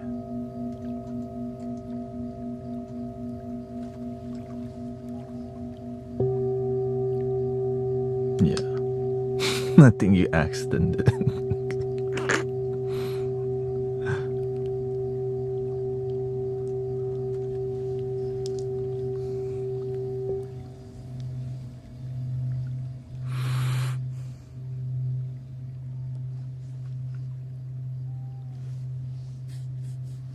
The correct thing to do is experience and embrace negativity and transmute it into positive. Word. And positivity helps us to also have compassion with people, understand people's negativity. All right, so from negative to positive, and from positivity, it turns into compassion. And from compassion, it leads to wisdom. And then from wisdom, enlightenment. Or intuition, excuse me, right? From wisdom, intuition, boom.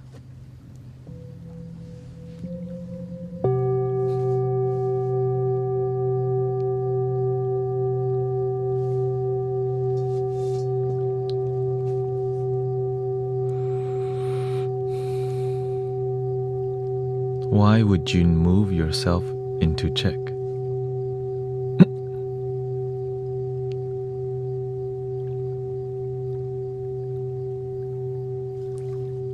Some people need to get checkmate by the universe to make a change in life. That's why there's jail and misfortunes in life too. And some things happen to us. My teacher always says, you know, the good merits that you do, it protects you. But when you've done negative things in the past, you still have to pay for the karma. When you F people over, it's already happening back to you. And then we think, why did I deserve it? But you didn't remember that one time in the past where you did the wrong thing and you F somebody over and their life fell apart. Now it's just your turn.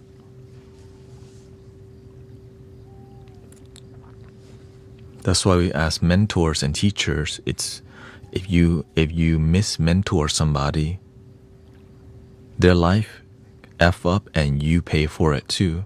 So that's why if you're not a good mentor, it all falls apart eventually, because you misguide people and their life starts to be miserable and you are a catalyst. But what happens when you're a catalyst for love and positivity?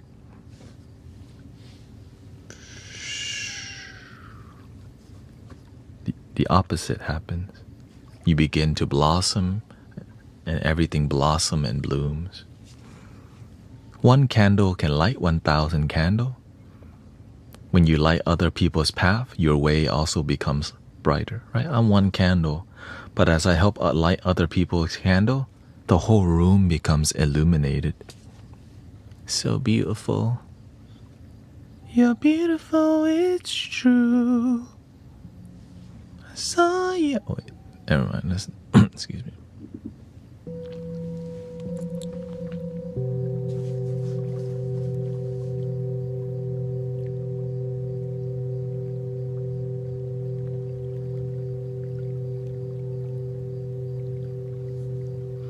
Welcome, Todd.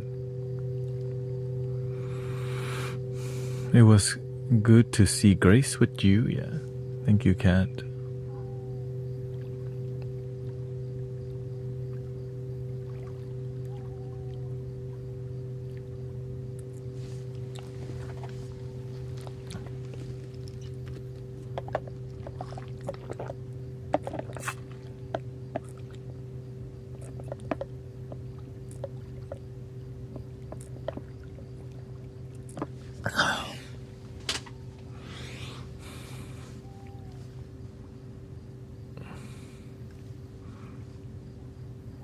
I bought last year super ultra fancy headphones.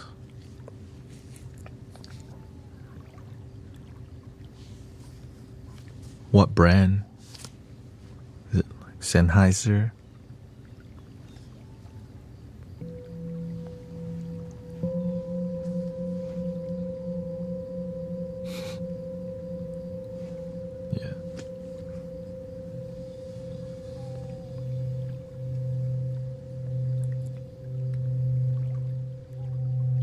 having good headphones for this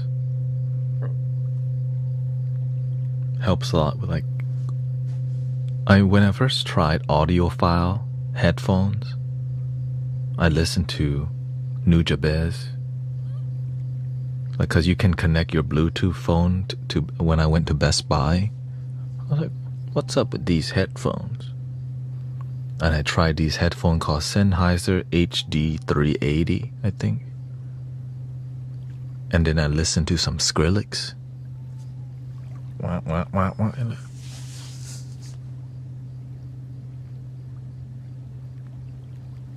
And then I listened to some cinematic music, like orchestral music. Oh, hold up.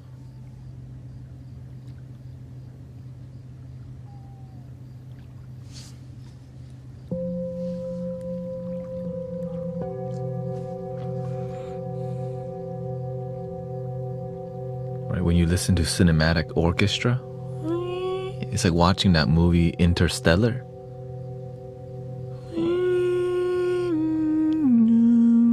Atmosphere.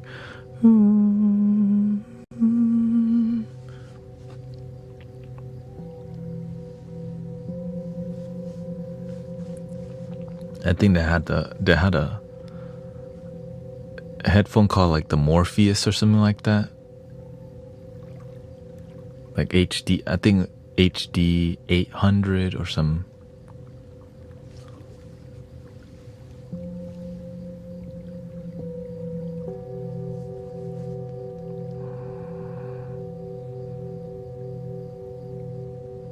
But this is $50.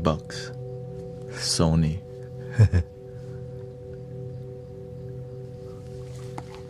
Doesn't clamp on them. I could stream this for hours and hours without clamping on my head. That's the best part.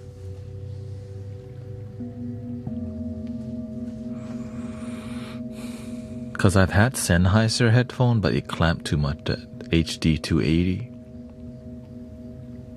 But I also didn't want to spend very much money. So this is like the basic good one. I think this was $90 used. Did that give you headaches as well? Yeah, when the headphone is too clamped. Right, this one is like really easy. Yeah. The Sennheiser was maybe, my head is also larger, honestly, and so you just gotta find out what works for you.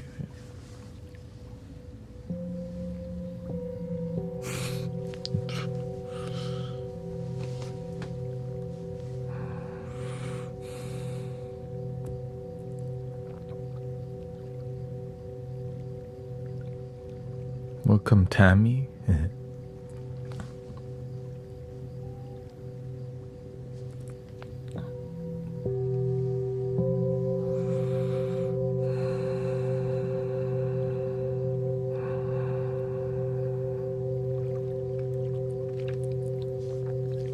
So whenever you're listening to the music that I'm making on here, it's running through two filters, two audio compressors actually.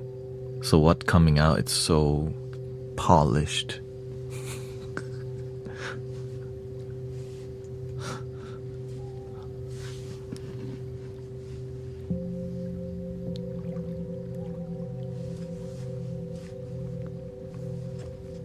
And of course there's EQ, everything's EQ'd on here. Like super EQ. Unless I don't need to, I could lower it a lot more. A lot lower volume. A lot lower, a lot lower. A lot lower, a lot lower. So I just control two EQ, the mid low and the mid high. And I just use, that's how I can quickly EQ myself if I need. Some flutes are higher pitch. Right. Like this one. And the highs is very high, so if I wanted to perfect the audio, I would lower the volume of everything.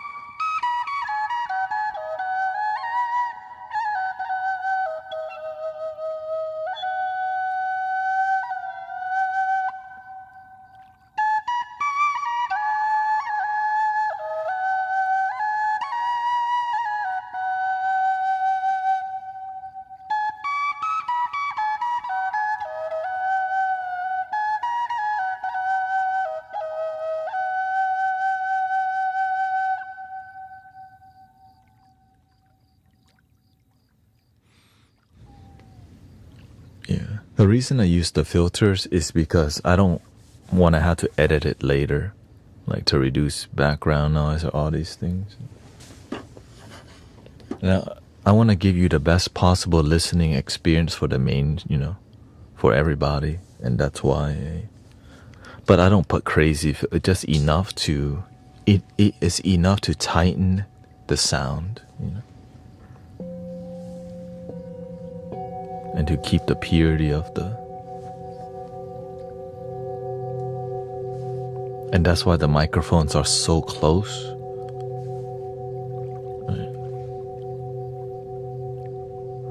Because if you put too much filters on it, nothing shows up anyways. It's too much. That's why you still hear the AC, because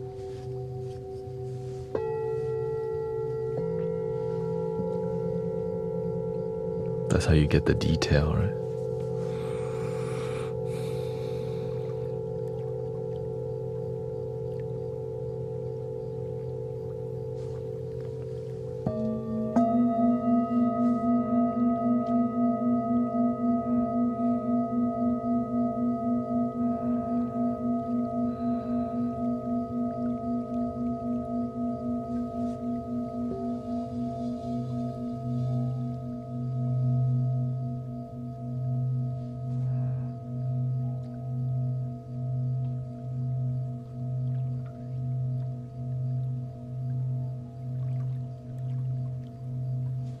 Welcome Tanya and Jay.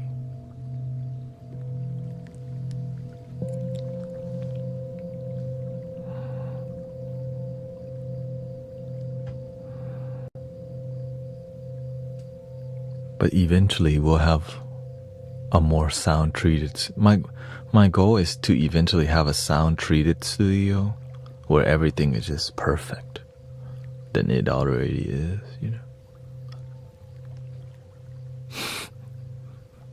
And even more space to collaborate if I need to, so I can have more special guests to join me.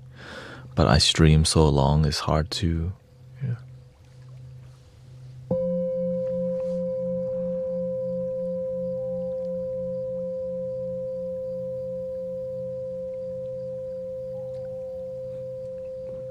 I'm used to sitting here for 4 to 5 hours a day, so I know that when I invite people to come here, just 1 hour is already difficult for people, so I try to not make them suffer, It's not normal, and we're sitting on the ground, or even in a chair, sitting on 1 hour and not, in a chair, just being still. We're not like dancing or anything.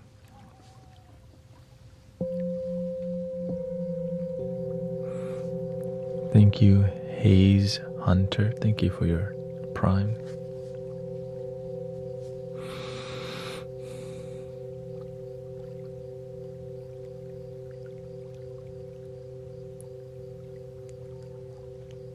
Welcome, Kindness for Critters.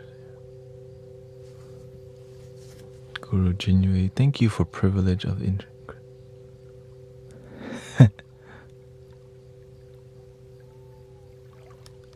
Christy. She introduced herself, I think. No lazy boy recliners yet. Because whenever you don't have good posture, you're not as focused. Right? But whenever you sit uncomfortably, it helps you focus better. Because it's a spiritual podcast that's vulnerable, and it helps, it helps people to be more vulnerable.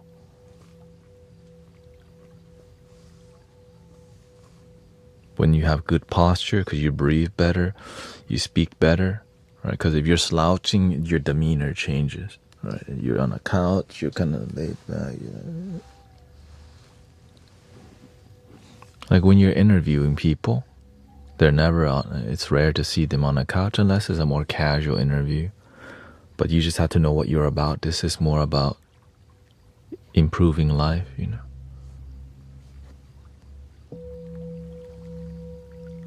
I'm not sure if Sister I think Tanya's talking about Sister Grace. Yeah.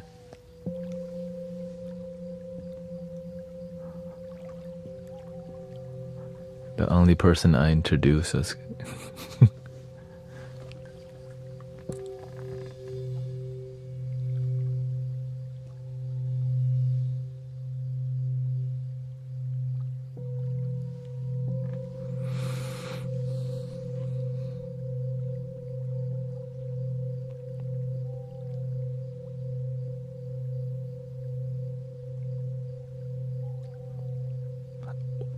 I'm curious. Oh, thank you, Turn on a Dime, for 50 months of subs. Thank you, brother. Thank you to the OG gang, the super OGs. Oh, you're okay, beautiful. Yeah, I think she's part of the community. Yeah. We are mystic villagers. The thing is, when you're willing to do good work, you become useful to people. Right? Sister Christy is willing to do the work. So that's why you know her. Y'all know me because I'm willing to show up and do the work. So when you do good work and you help people, we make the world a better place. Right? You can always step up and do your part anytime in your life. Even me as an Uber driver, I was mentoring people while driving Uber. How's your day today? Do you have children? Are your children happy? Okay. Right. So it's about being a good human being wherever you are. And so some people think they need to be a moderator to be a good neighbor. Just show up and be a good human being to each other and be genuine.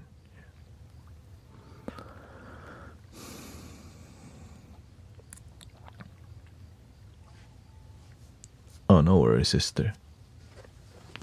Just lots of positive people in the community. That's why I was like, yeah. I have an idea for a stream. I lay on a couch and let all the people in the chat give me spiritual life advices. What do you think? I feel like I'm being a good human by leaving people alone.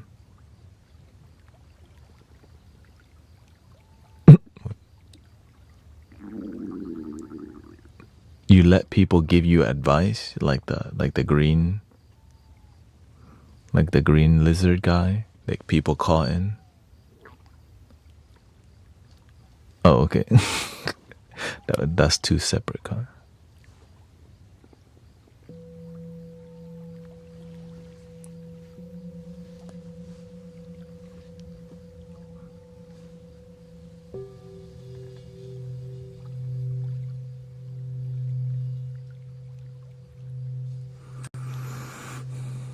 My cat just passed away, says Boba Joe. This weekend, how can I process grief and guilt? That's another animal.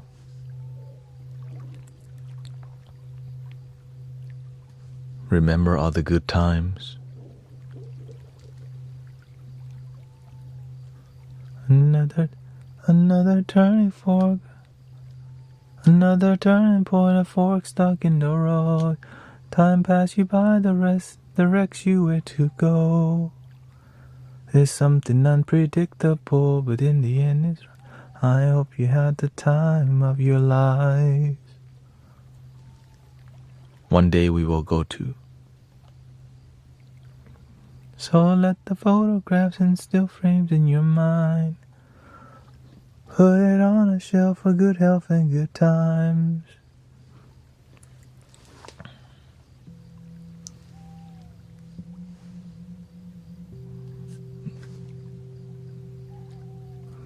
Yes. Sean Joe Evie also lost their dog this weekend as well. It's tough, but when it's their time, there's nothing we can do, Remember the good times you had and be grateful for the good. Yeah. For sure.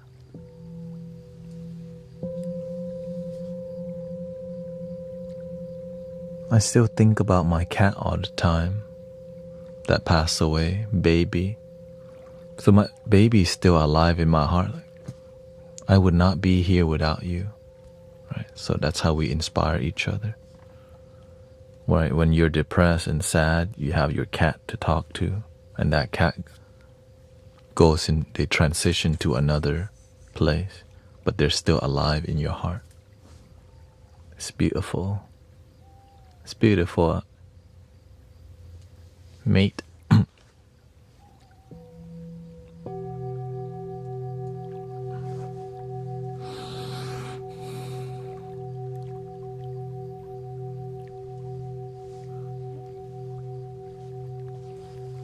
In it, in it, mate.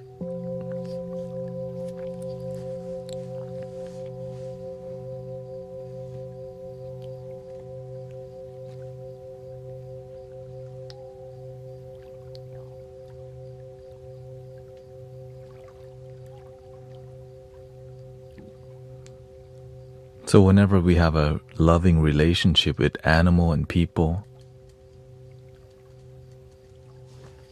it stays with us for a lifetime. That's good news, right? And when we inspire others, the love that we feel can continue.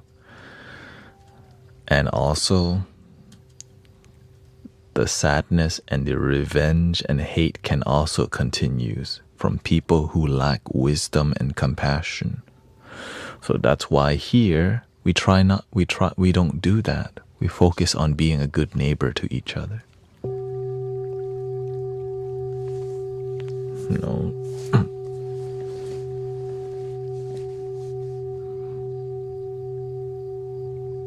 we have a lot of people talking bad about other people. In here we try to get along. The world needs that more than ever. A place where you can go to and say, my cat passed away, and people actually care and they relate to you. It's so important. That village is called the village energy. Because sometimes your cat passed away, you don't know who to go to. You don't know if your friends actually care or not. You know? So that's why I'm grateful that we have a space where you can come to and be like, I'm sad today. And people actually care.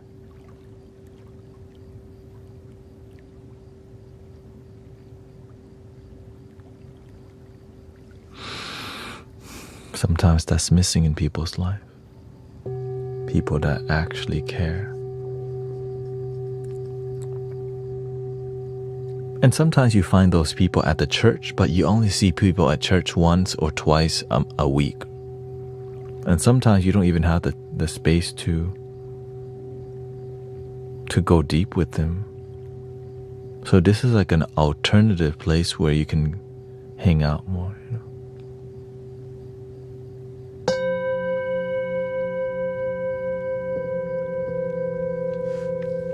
Hang out.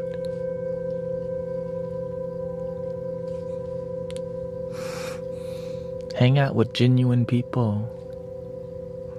Even though I annoy a lot of people because I'm talking.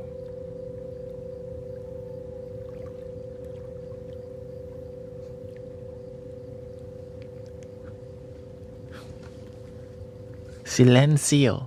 Cállate. Perdón para... Yo hablo mucho para comunidad.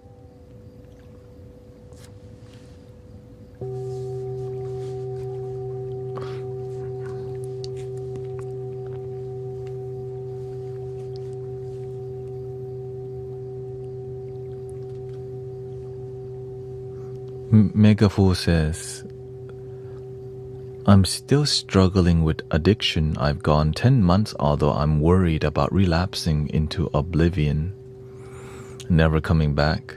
Also, I think I have permanent brain damage that I'm worried will give me dementia very soon.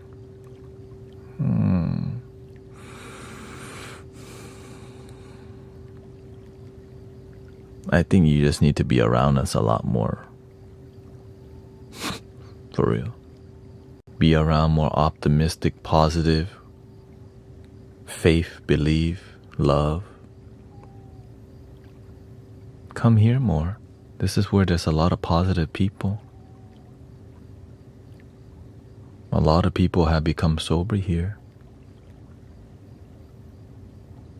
And if you need more emotional support, other platform has a lot more people showering each other with support. You know, Twitch maybe it's a different approach, right? It's more chill. Right? So just find if you need more support, follow what works for you. See which platform. Because sometimes having people to, having community to come to and people remembering you is a big part. Or just be the support you're looking for, right? We just gotta create the things we need. I used to do a sobriety checkup with people, and it would be successful actually.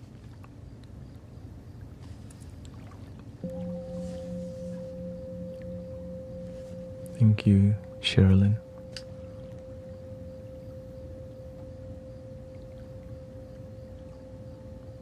What do you think of the Mary J? It's a plant medicine that works if you respect it like a sacred medicine. Teach me what I don't know. If you treat it like, if you don't respect the medicine, it poisons you instead of heal you. That's it. Just like any medicine.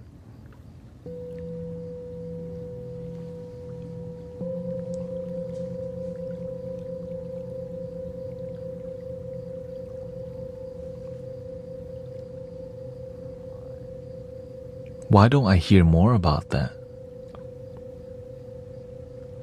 Because that's not a message that's profitable. What's a more profitable 420 for life.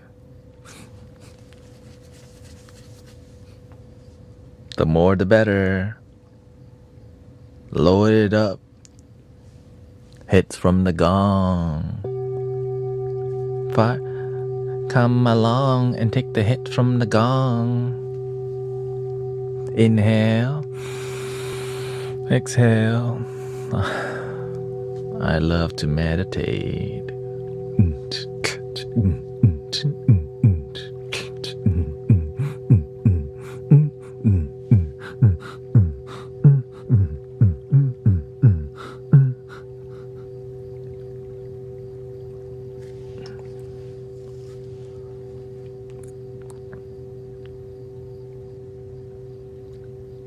Any suggestion for additional platforms for cooked units, like, or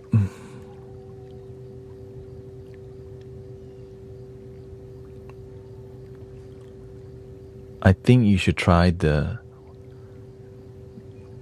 horizontal YouTube. I think that might be TikTok might be too overwhelming for you because it's just like golly. But there's a lot of, I think the most, and there's a lot of people on a horizontal YT doing good work too.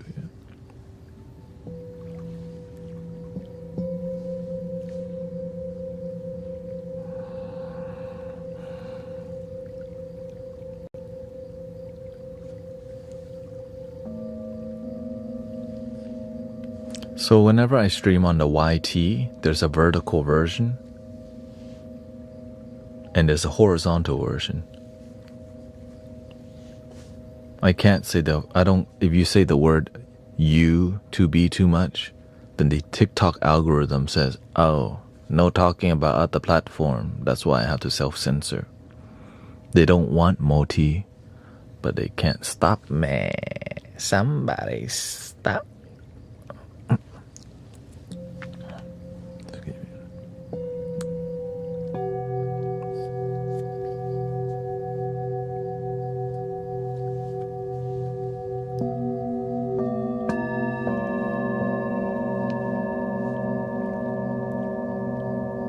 And then out of nowhere, you're restricted. I'm like, oh, what the?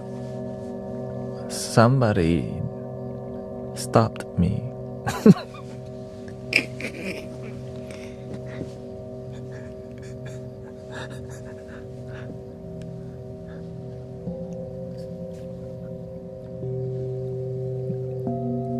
No, I'm just kidding. That didn't happen.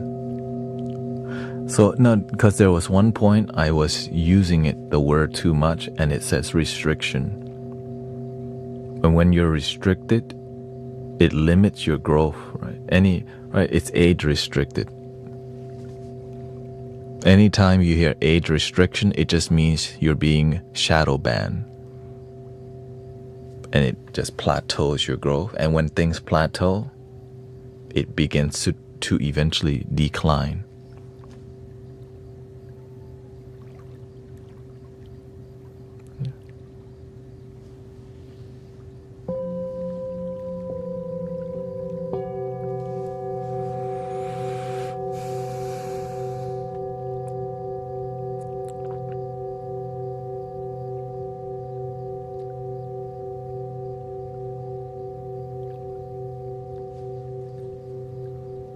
My teacher told me, you can do anything, just don't be attached. Because when you become attached, that's when you start to suffer.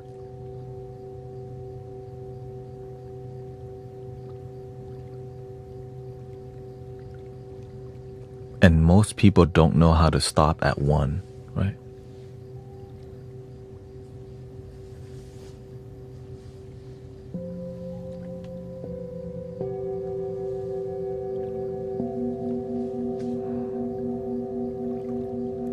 And so when you're really sad, what happens? Let's just do 4 today because my heart is broken. Sometimes when we're very sad, we don't want to face it. Let's just play Fortnite for 6 hours.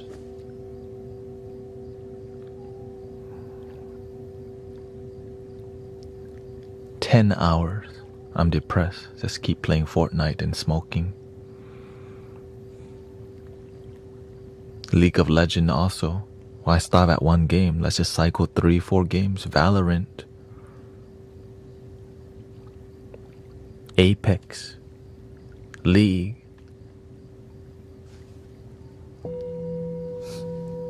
While doing that, also play the game on the phone.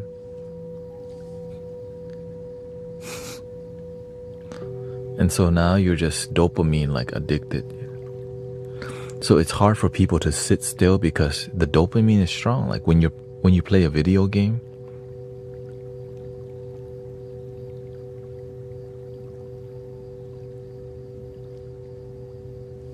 you're wired in, right?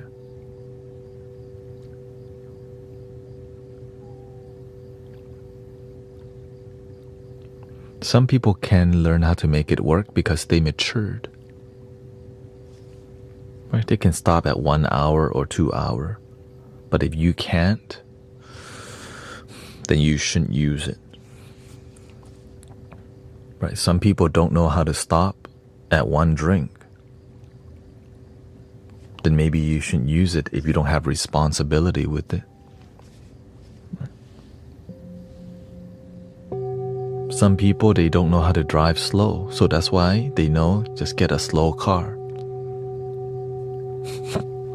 Problem solved. You know yourself. You're somebody who loves to drive too fast, so instead, get the slowest car possible. Even when you want to drive fast, it doesn't go. Just don't press the power button on the Prius though, you know. It would go. No, I'm not gonna press the power button all the time. I only when I need to overtake people. Doink. Turn it off. With great power comes great responsibility.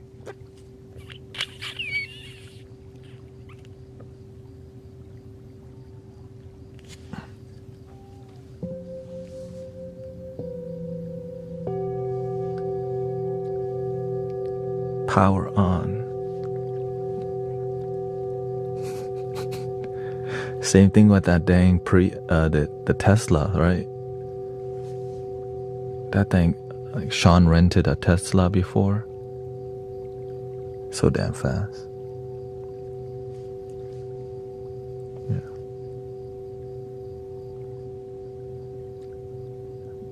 So fast. The electric car, so you have to know, be responsible, because that could be your life on the line. Because so fast, you have to know how to be, again. And it has that self-driving mode. But you have to still watch it, because at any moment that dang camera don't work. So do your best to be responsible, right?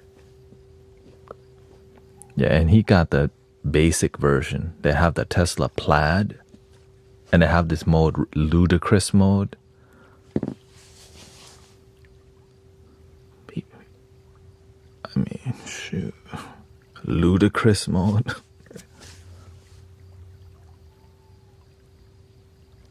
That's why they named it ludicrous mode. Ludicrous not popping out of the trunk, by the way. It's just so fast. You know what I mean? Back seat, windows up. Like, the songs don't come up. The car gets faster, okay?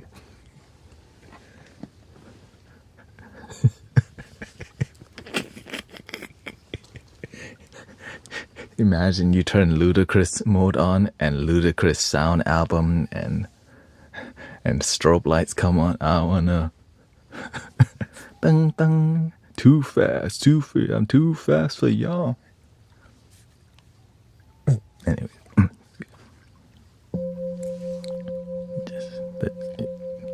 it led that way, okay? It led.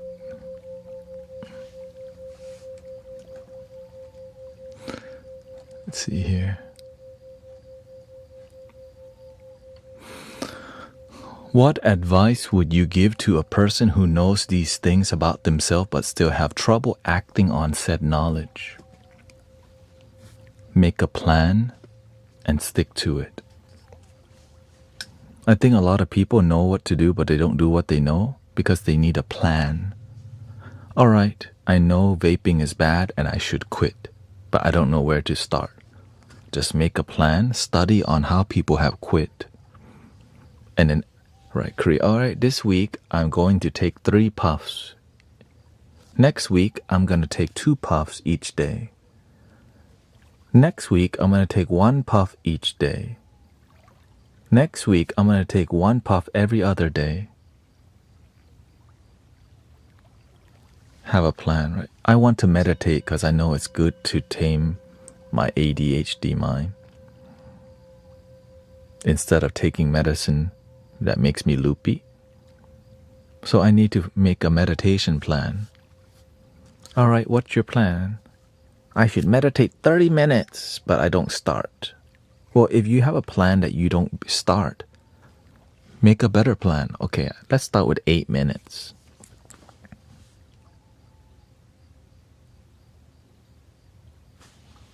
Yes, I can start 8 minutes in the morning and in the evening 8 minutes.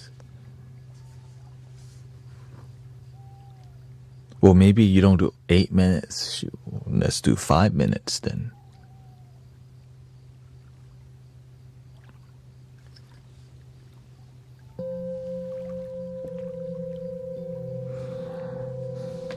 And whenever you're meditating, have a plan. Okay, thank you, Sean.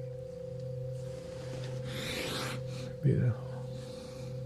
Full moon drum circle.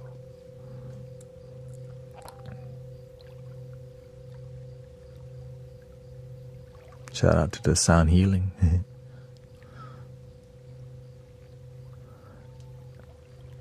And so when I first started meditating, I just used my technique. Let go, right? I just stick to one technique. Let go. let, and I just drag my breathing. Go. No matter what came up in my mind, I just keep letting go.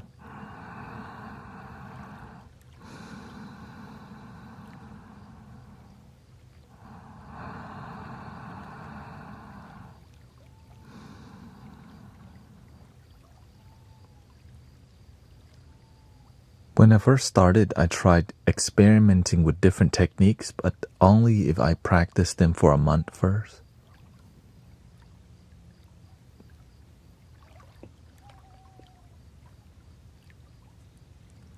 I tell people to stick with their plan and not their mood. Yeah, people think you need to be in a good mood to meditate.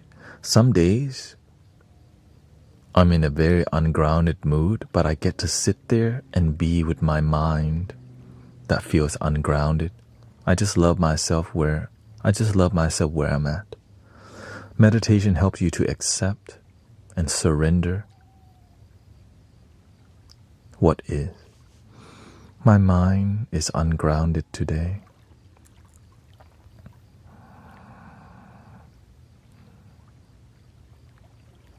Sometimes when I was training with the master, I got scolded at a lot. And because it's part of the training, right? And so I would have to come to meditate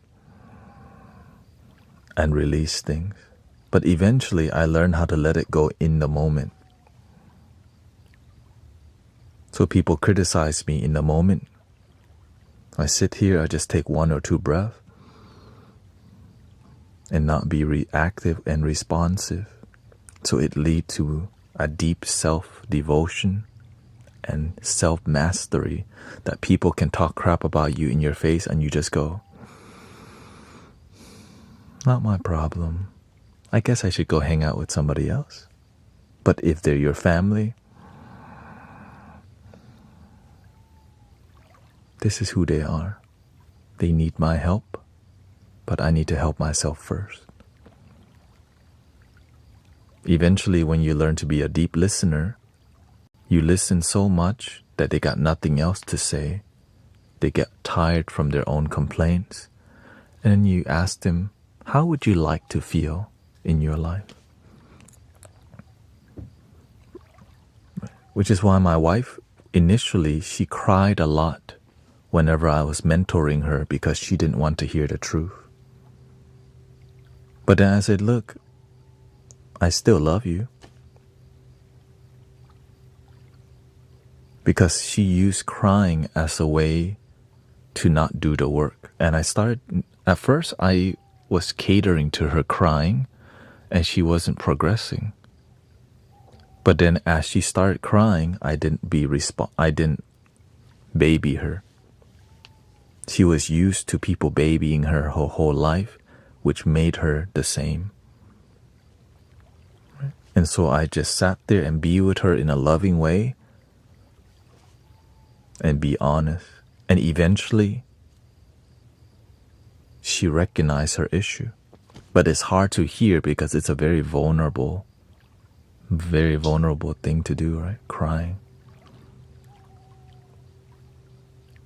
And so I see a lot of people that cry but don't heal because they don't have somebody to mentor, to sit with them as they cry without saying, it's gonna be okay. No, you sit with them, let them cry, and focus on the solution. But you have to be graceful, right? If you're not graceful with people, then you can come off as bad intentioned. But over time, through patience, you can help many people. And disappoint some too, yeah.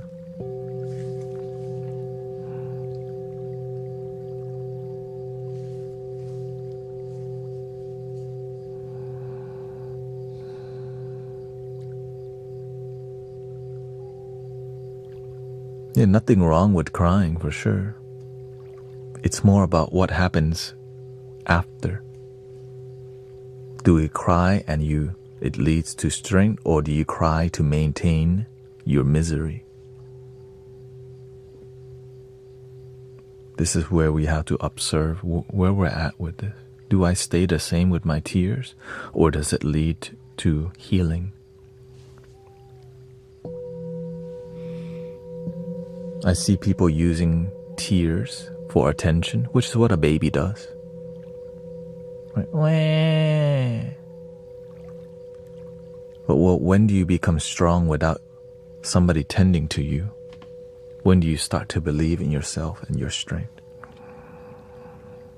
But some people, it's the opposite. They're scared of crying because they don't want to be weak.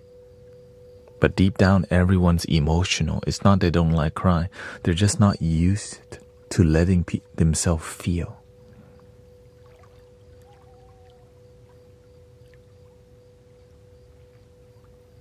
And so when a person's not, they block the feeling.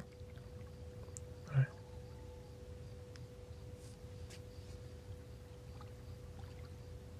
They bottle up processing the emotion and sadness. So when you feel sad, just let yourself feel what you feel. Sometimes in life you're going to be sad. Sometimes you cry. Sometimes you get heartbroken. Sometimes you get really disappointed. But at least you can still believe in yourself. You can still be responsible for your happiness.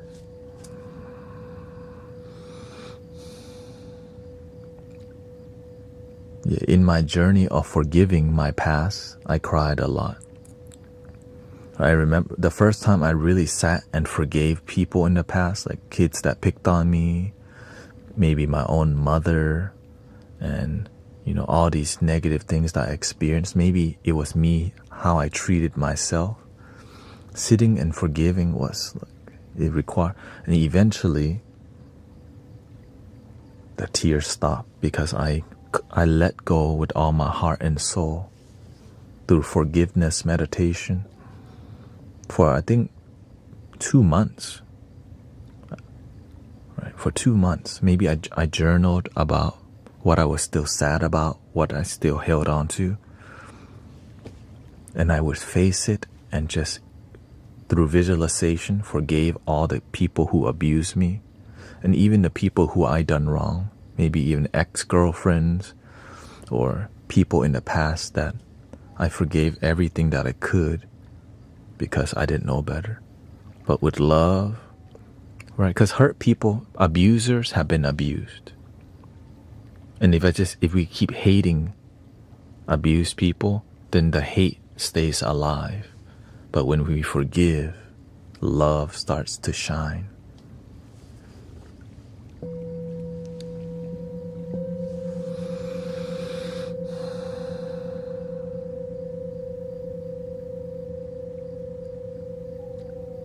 Which takes time to shine, right? That's why it takes months. So I would go to work, come back home, and work on forgiveness. I just sat there and just visualize where I feel pain in my life. You can sit there and meditate where it hurts. Maybe there's one time that your father yelled at you because you made a mistake. And that still hurt. So I would sit there and forgive, because some people don't know how to respond, they know how to react. But this lifetime, you're going to free yourself from the past so that you can be free in the moment.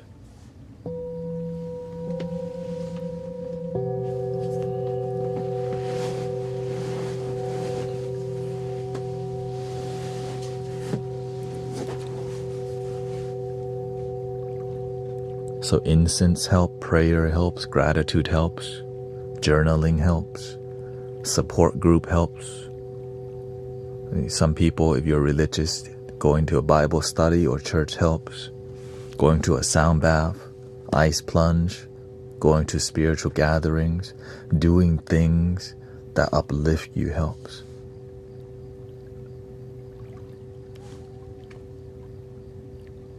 Like Morpheus said, free You're mine. He jumps over the building like, a word? Oh, hell no.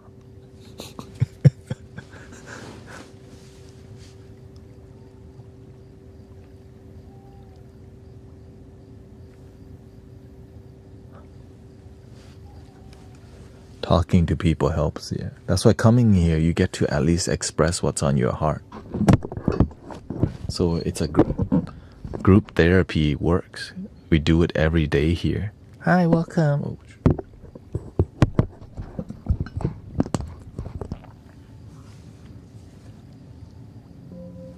Serving people helps, right? Being a good servant to each other. Supportive husband helps. Even your cats and dog. Whenever I was miserable and lonely, I just talked to my cat.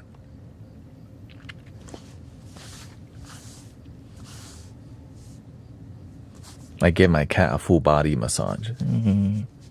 Every muscle on that cat's body was jello.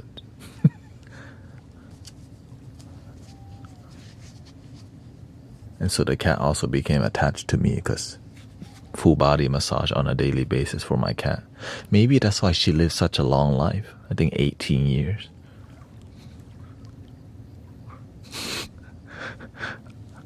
Yeah, that made sense. Yeah, I was like, yeah, full body massage.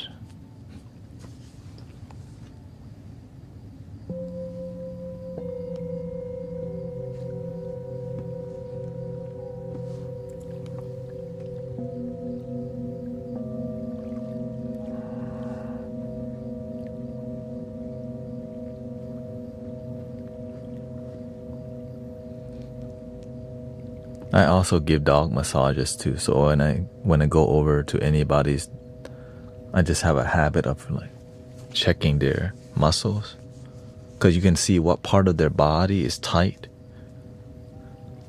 and then you'll see how they live their life too. Just like human beings, you can tell, this lady's neck is just like the Great Wall of China. Like, golly.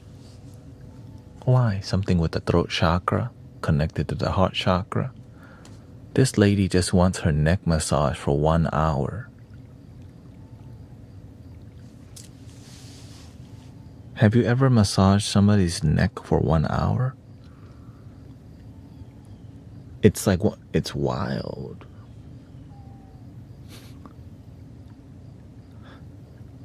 So I said,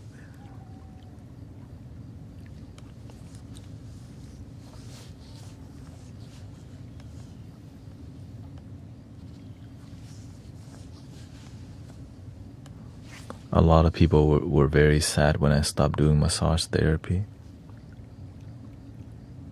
Lots of people. I'm not doing massage therapy anymore. I'm going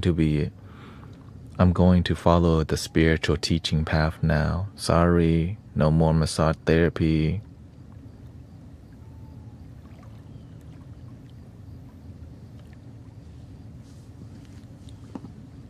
Guys playing.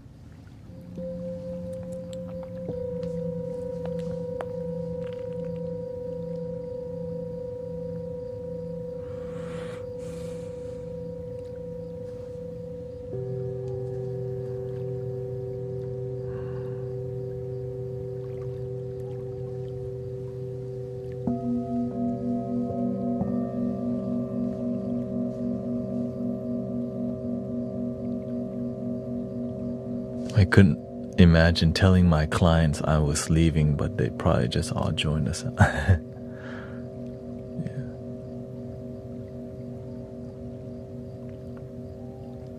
I guess I'm kind of used to disappointing people because I don't disappoint myself. I'm tired of disappointing myself.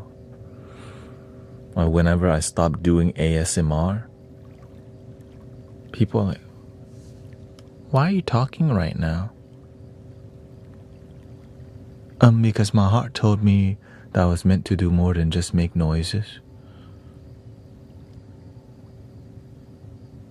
Can you not talk? Oh, that's been since the beginning of time. Can you like not talk? Actually, it's talking or no talking. Okay, talking or no talking. There's no in between. Until recently, the podcast, bedtime podcast.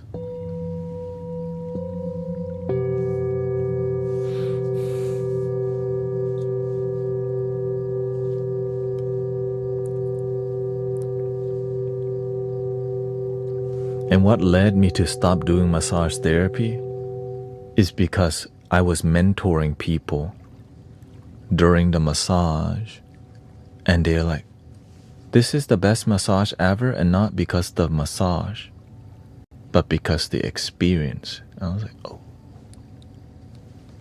And I kept getting that. It's like the therapy, the verbal thing, the human thing was like people kept telling me that, right? And it was the most fulfilling thing for me too. Well, guess what? I never stopped. Even when I was doing Uber. Good morning, how are you doing today?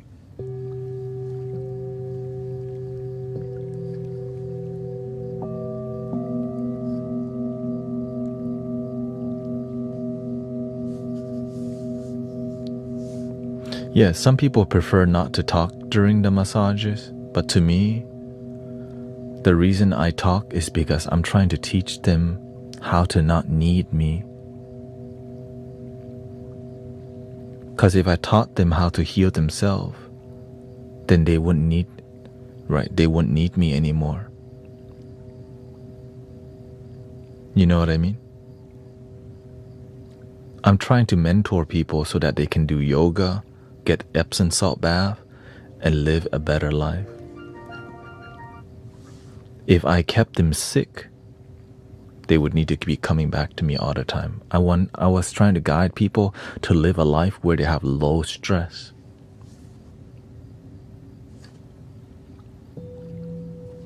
And I realized I make money from keeping people like that if I don't mentor them to live a better life. You know what I mean?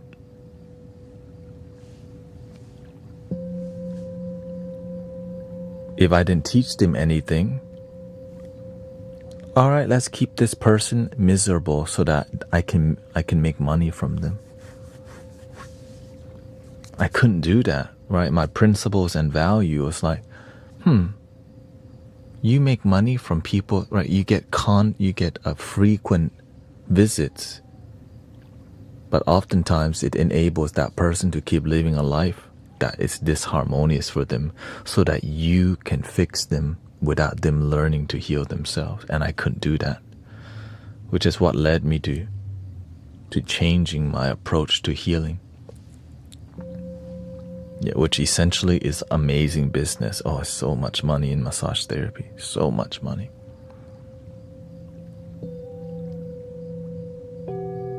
So much moolah.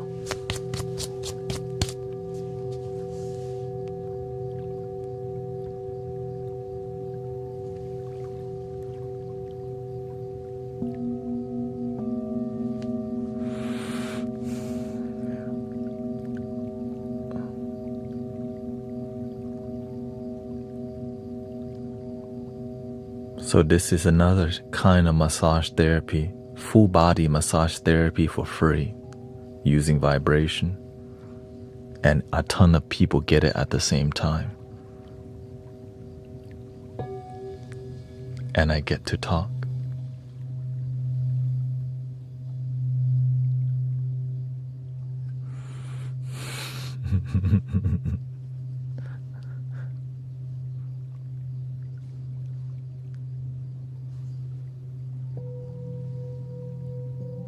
I wouldn't be here with you right now if I succeeded, if I followed the path of massage therapist, right? Because I would be with my clients instead of build community. Some people, that's what fulfills them. Nothing wrong with that. It's just, it didn't fulfill me. Right? 5 hours, that may be 3 clients right there. But I told the universe, I want group therapy. I was very comfortable with working with people one-on-one, but I deep down felt that I had the potential to do more. And I knew that there was more for me than... I'm grateful for this, right? I'm grateful for that person soothing relaxation.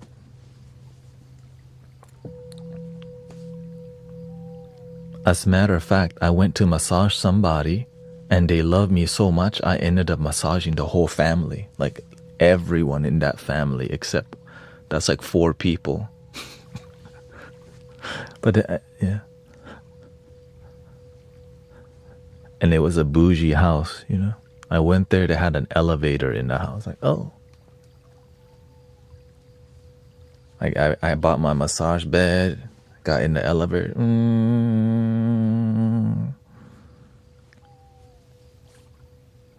Why did I leave that? For Mystic Village.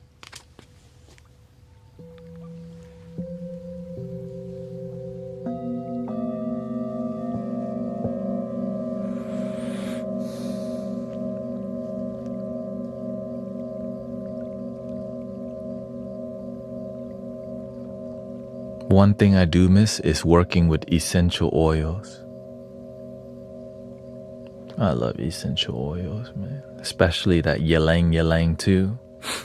So, and getting access to pure essential oil, not watered down oils. I still have access because I went to school. My name's in the list. It's just...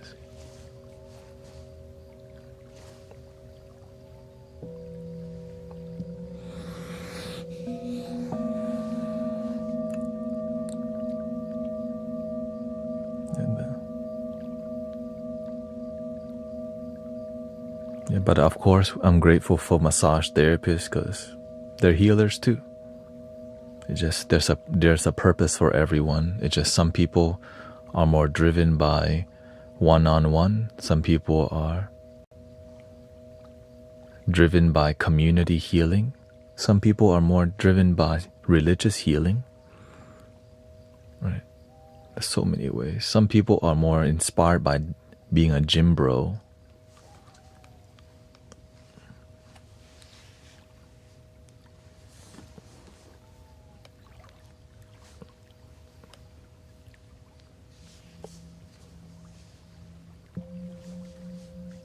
Which I'm working on that.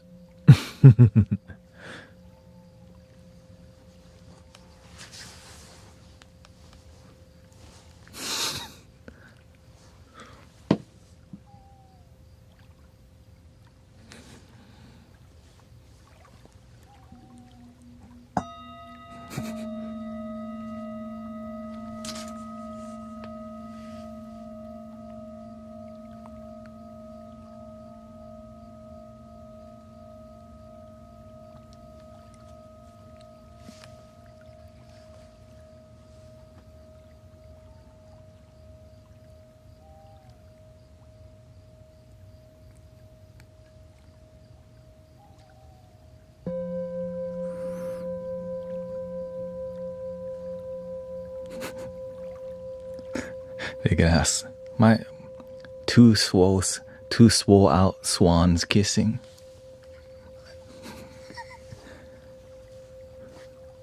And them swans on them steroids.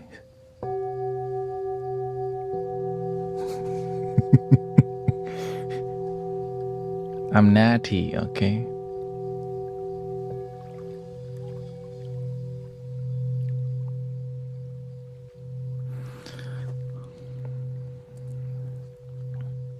Don't worry, my hair is gonna be like this soon, okay? I call it samurai style. So y'all just gonna have to get used to it.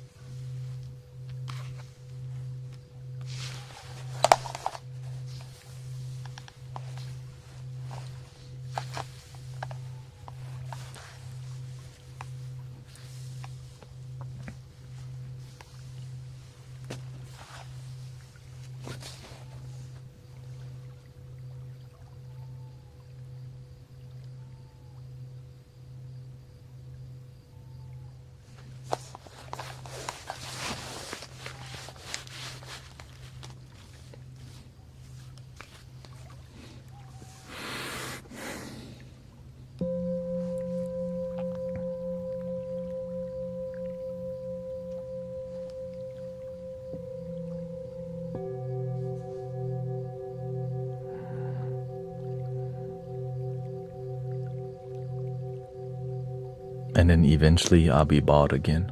Grace wants me to get braids. I was like, I'll get some cornrows. I don't mind. So I might get cornrows in Vietnam. Like,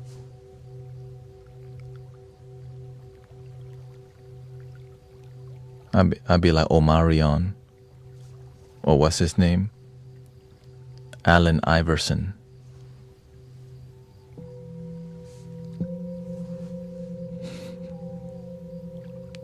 Just give me an armband real quick.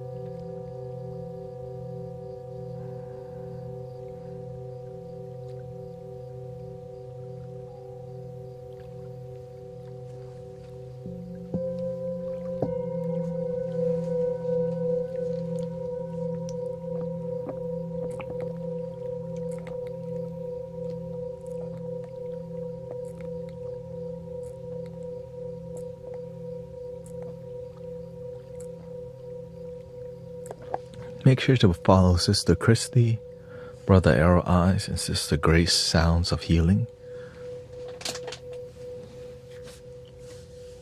I see Transcend and Sister CC live stream from time to time too.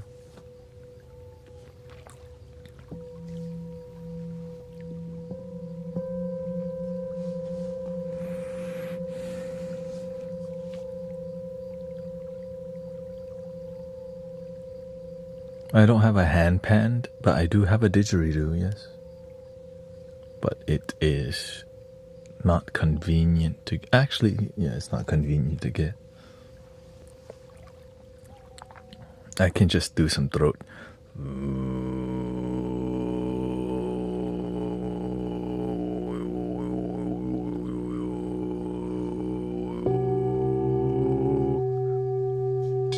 And just turn the reverb on.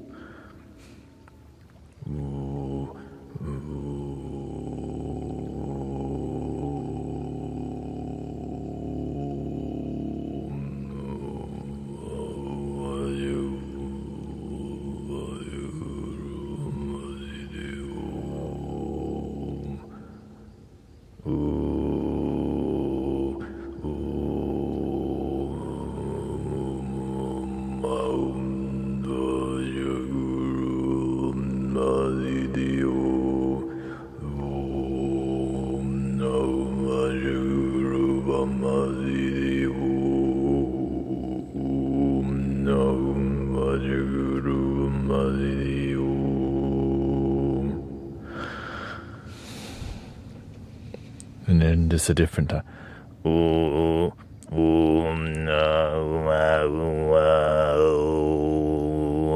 Which is more throat singing, right?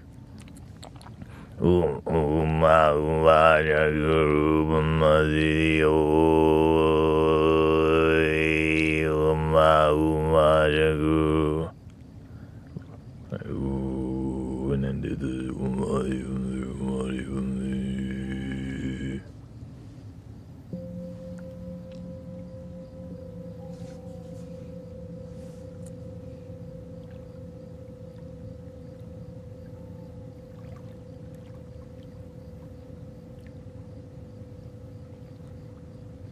Thank you, Michael. Have a wonderful day.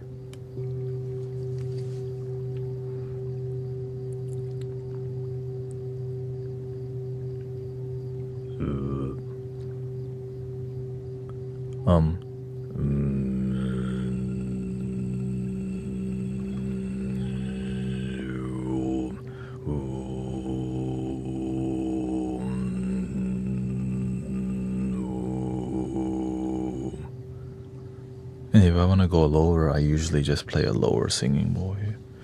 But what I've been figuring out is the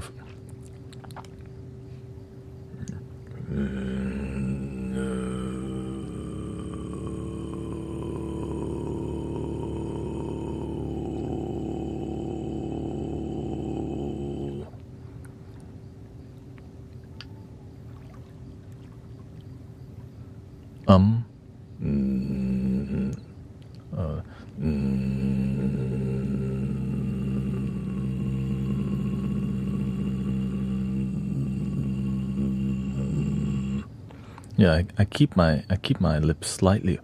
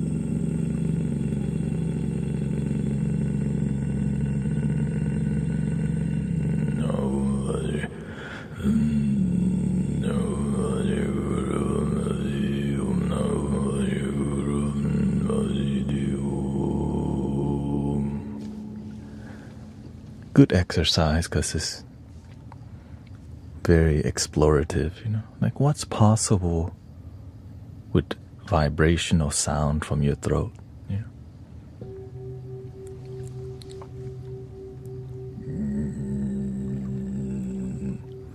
Also, I like to make it sound acoustically pleasing.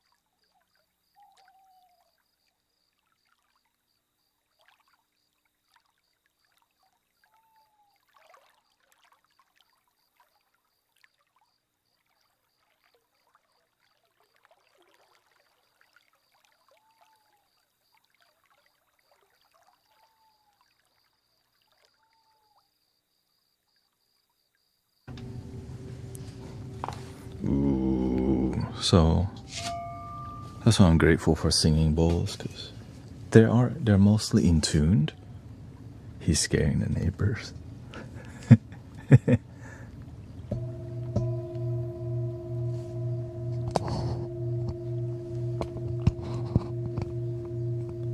keeping the energy clear in my neighborhood. Okay, excuse.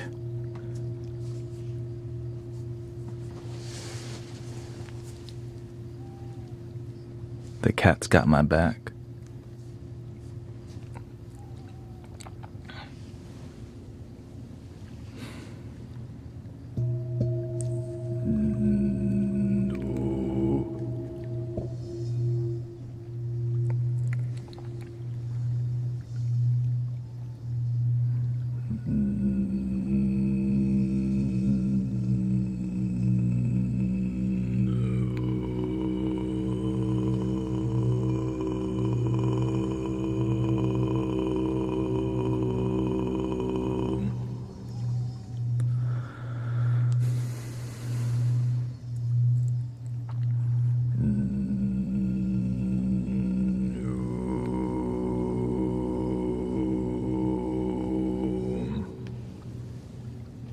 When you play your ditch, try some throat singing. You can change the pitch. Yeah, I chant whenever I'm playing the didgeridoo. I could play O Mani Padme Hum.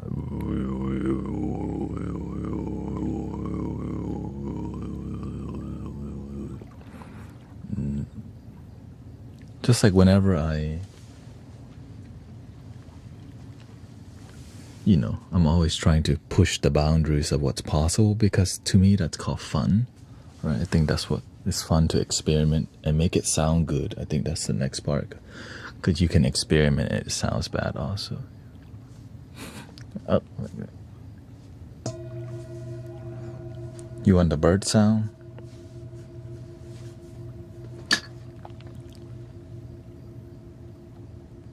Coo, coo.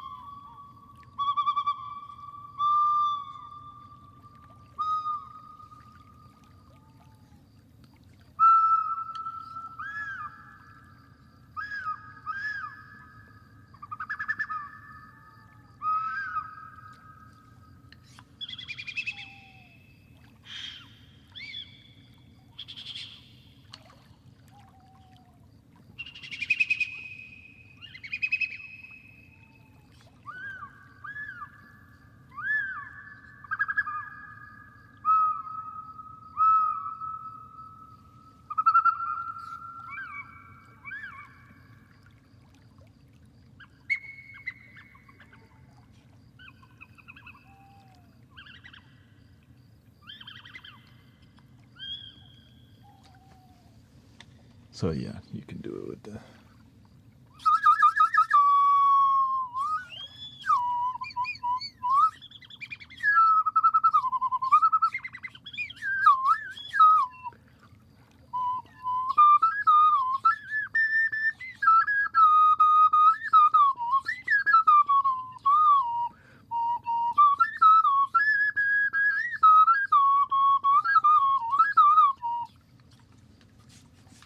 Anyways.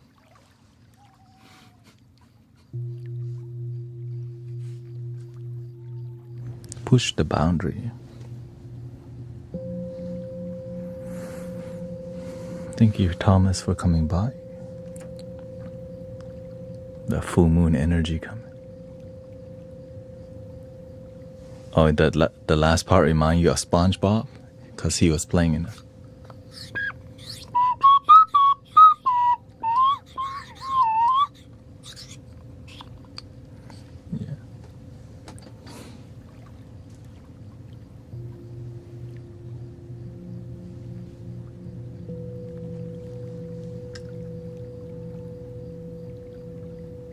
Yeah, some sounds are not pleasing, but they help us to heal for sure. That's why that's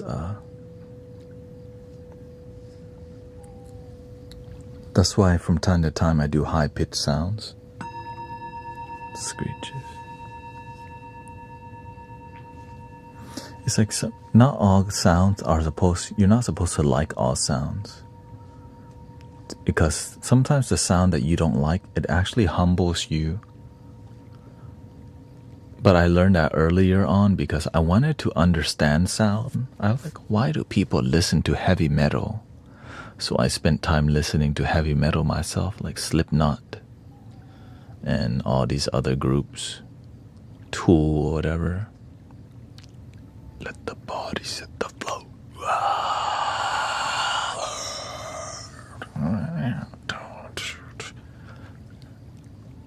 One, there's something wrong with me. Two, there's something wrong with me. Three, there's something's gotta give. Something's gotta give.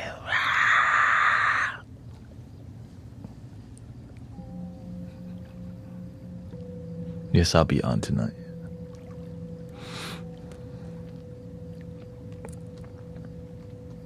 My wife wants to go to shave ice after this. She came to tell me.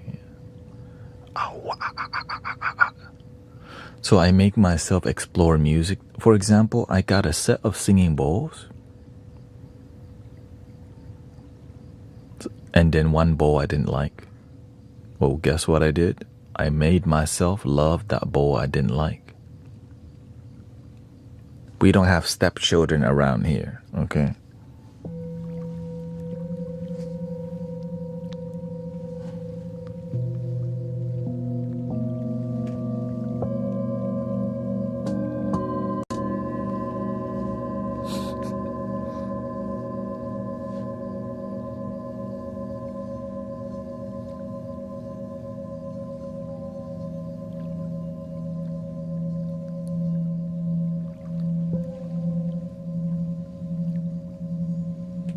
So I grew up listening to gospel music, choir music,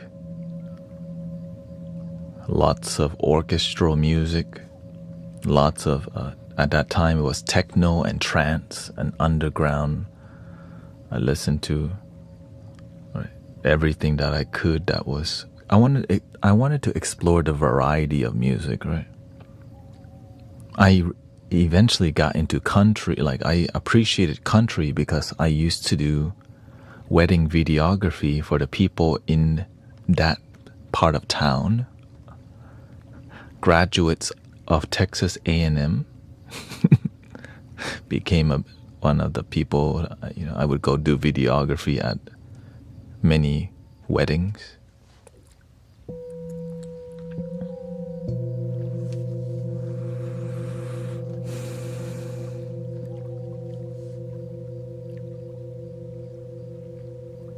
And so, when the sun goes down on my side of town,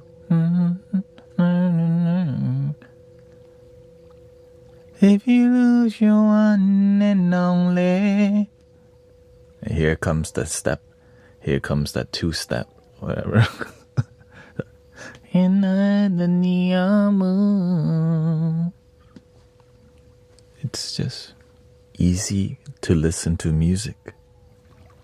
Right, the country is like nature, the open field kind of vibe. Rock and roll.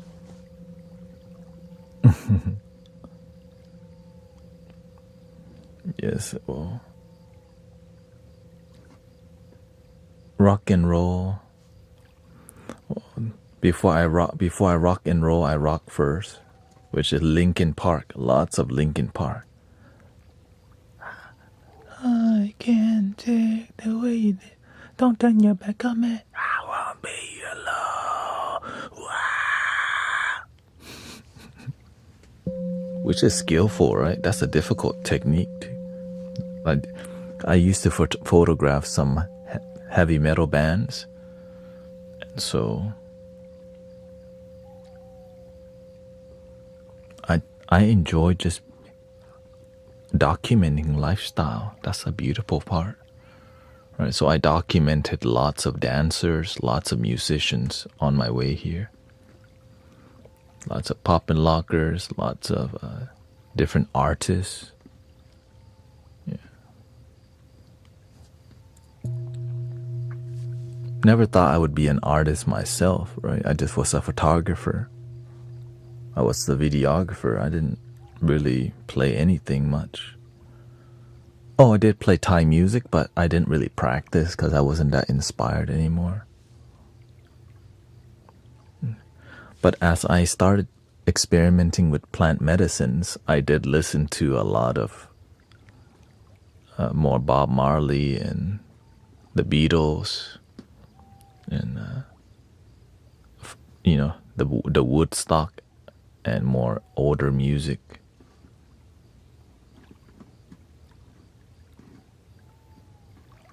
And yeah, there's so much to explore in life, And I think you can understand a group of people by listening to the music they resonate with. I think that's what it is. When I listen to the music that you like, I get to understand how your mind works, and that's how you can help people a lot, right? It's a quick way to understand the consciousness of that time, and through music, that's how it's kind of programmed. Yeah. What is your favorite color?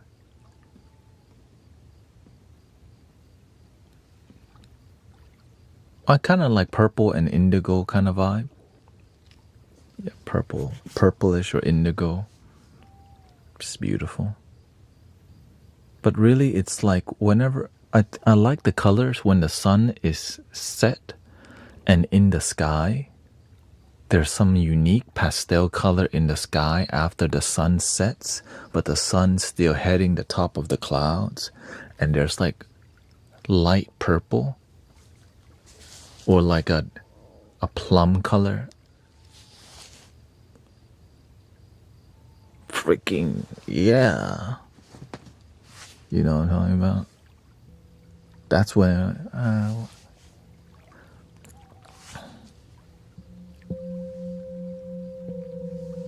hello.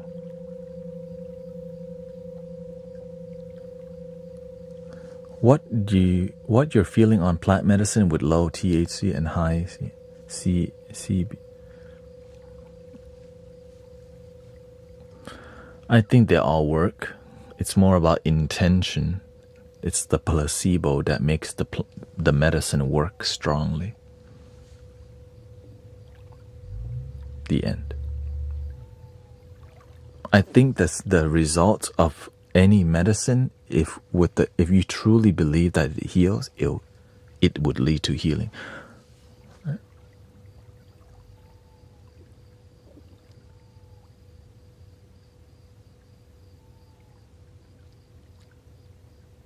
That's why placebo pill works. That's why all the bowls do the same thing, but people don't believe that. Oh, thank you, stage hand, Damien. Right, CBD, THC, LYDS also works too, Yeah.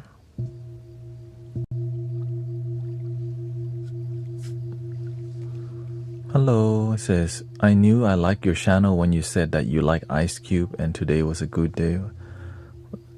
Now hearing you say you like to listen to metal and Drowning Pool.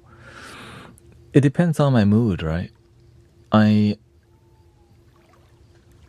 It helped me cope with my life too. When your life sucks, listening to Let the Body Set the Flow. I listened to a lot of Linkin Park and a lot of also alternative rock.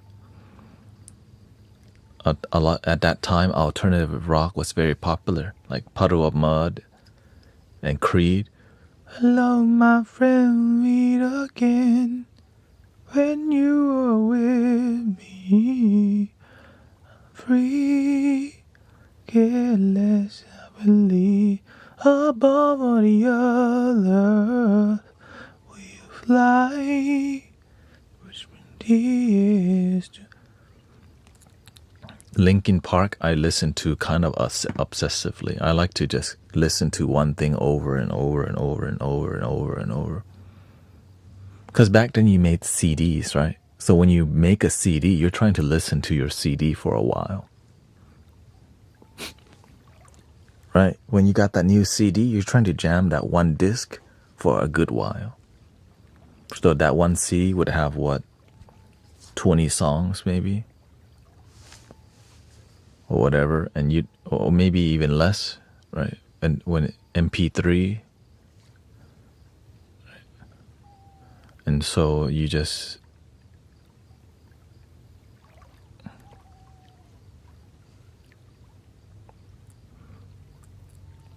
the way people listen to music changed, the pace of the music. You're talking. The funny part is Taylor Swift. Everyone knows Taylor Swift. You don't have to listen to her to even. It's everywhere. You go to Marshall. What's a Taylor Swift song, anyways? Yeah.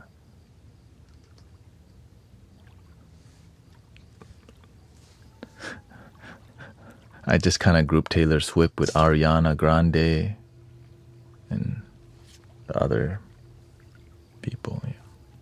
Pop. Shake it off.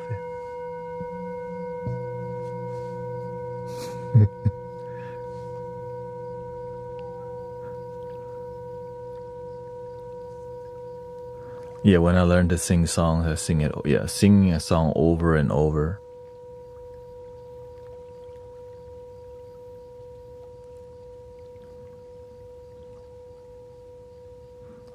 It was fun setting up a Taylor show. Yeah, they got a lot going on in her show. Yeah. Me, I'm not really the biggest fan. I wouldn't say I was even the biggest fan. I was into Alicia Keys a lot. I just love what she's about, you know. And but then I eventually got into more synthesizer music like taiko and maybe some EDM music and hip hop. I'm very into hip hop and R&B more. Yeah, lots of R&B, lots of John Legend, and then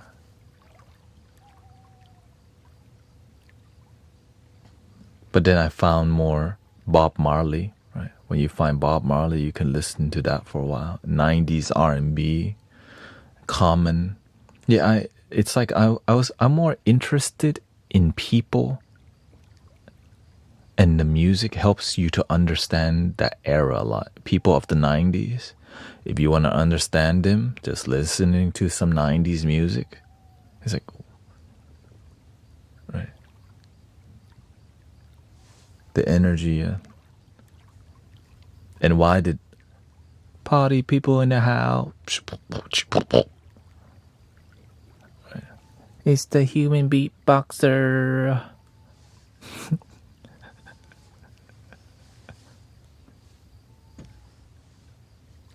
Cause we are the best here. Hit it. You know what? And the dun dun dun dun dun dun dun dun dun dun. That's what I gravitate to. It's oh baby you. The old rockers are about gone. I don't think rock will ever. It's just part of.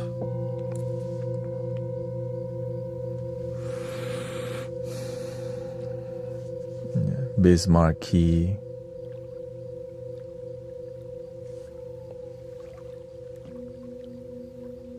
It's more about the feeling, right? The feeling.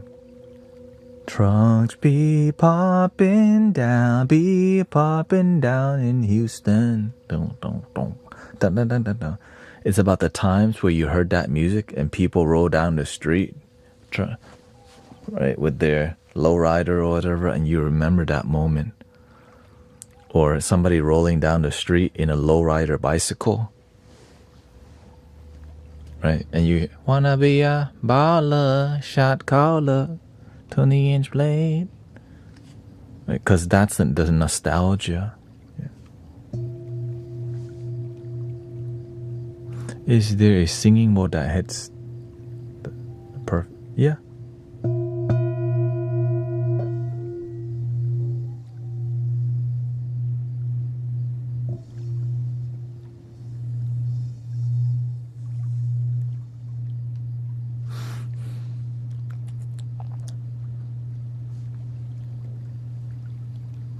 think the C does.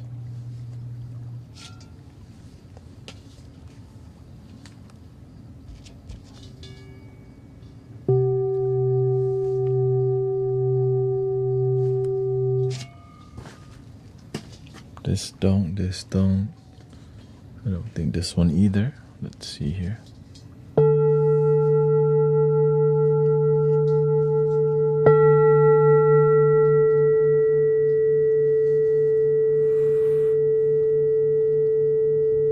Older music hits differently because people used to listen to vinyl.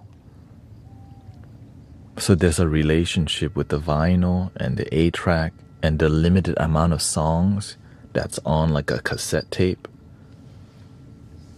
It made people need to enjoy it more because they paid for it.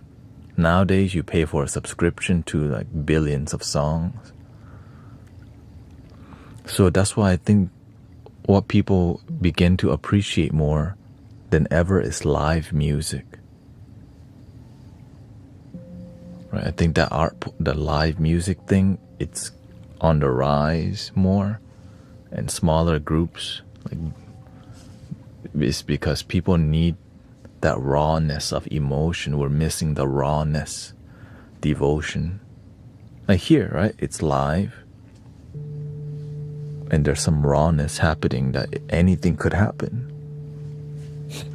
Right? Some audio equipment could F up, and that's part of the show.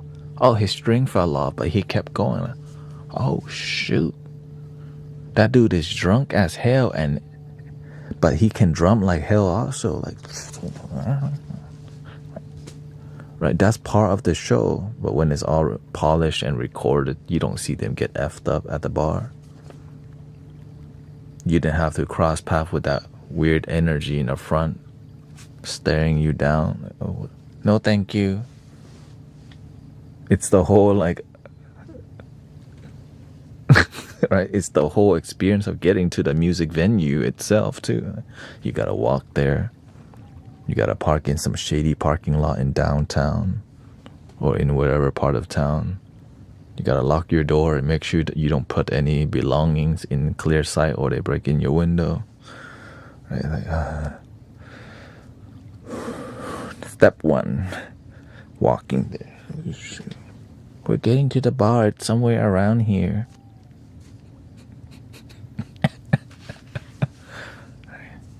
You gotta watch your back a little bit because you know this side of town's slightly more shady, but it's worth it because you want the damn music.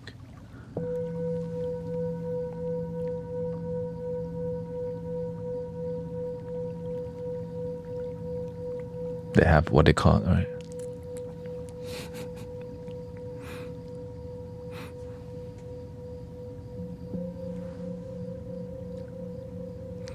Earthly music.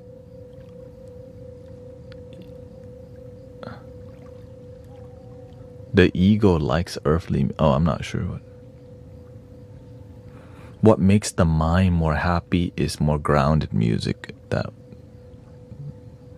right, because a lot of the music that we're talking about was made in 440 hertz, made for dopamine. But when live music, it's not recorded to 440. Live music has more feeling and emotion, but it's not polished. Like when you listen to Bob Marley live and Bob Marley recording, completely different thing. Because when Bob Marley live, it's a ceremonial experience. Right? There's a ding ding ding ding. The build for Bob Marley's song live is long. Ding ding ding ding ding ding ding ding ding ding ding ding ding ding. And you see them.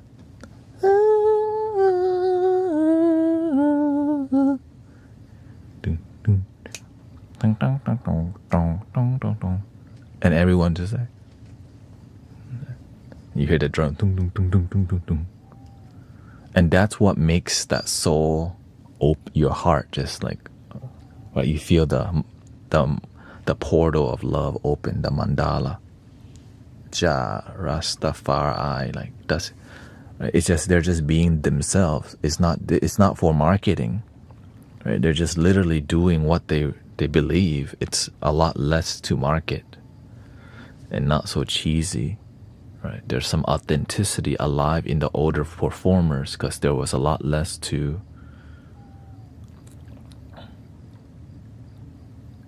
like people are still trying to be righteous and do the right thing and not be just follow the money. But the world has changed, right? There's still good people. It's just times have changed and good people are still here, you know. Shout out to the good people.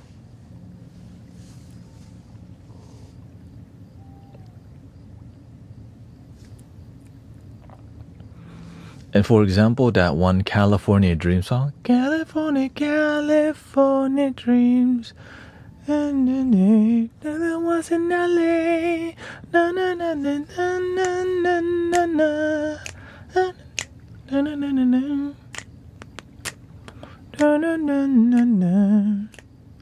Like you can feel that song is so raw to where like they made that like it's just pure. That California Dream song, it's pure, and I think that's what's missing from it. It's not missing. It's just so beginning. It's like it's the beginning of more modern music kind of vibe, you know. And that's what's so inspiring about that Woodstock, right? Because it's just the ancestor of, I would say, the modern music, and how it's like presented and festival vibe. And I think that's why I always go back to listening to the ancestor of that, you know. And there's also the ancestor, just straight up drum circles. That's a different experience. You know? I believe in good people, but too many are just hypocrites. I think it's really hard to make everyone happy, but as long as they're mostly good, I don't mind. Because sometimes people change. And we wish they didn't. But people change. You have the free will to live life you want. It just, when you're happy, sometimes you disappoint some people. Like whenever Mystic Village grew into, like every Sunday, there used to just be around 12 people. But when 30 people started showing up, people didn't like that the group was getting bigger. And now there's like 60, 80, 100, 150. That's way too many people for some people to enjoy. Right? Or maybe they liked me more, you know, they like what we're doing here more when I have a lot less follower, less energy, less noisy. Right? Yes, Burning Man and all these spiritual gatherings was like that for sure. And I have to see that with my friends, right? Medicine for the People was more ceremonial, but it makes me sad that that part is missing. The ceremonial aspect of things getting lost. Because why? Money and comfort. When things are easier, it's not always better. Right? Just outsourcing things isn't always better. That's why you have to learn to do everything yourself, but it's tiring, but it's how you keep things pure. But sometimes just selling out, you don't have to worry about your bills, but at the cost of all the things you've created. Woodstock 99 with DMX, stop, drop, shut him down, open up shop. Oh, whoa.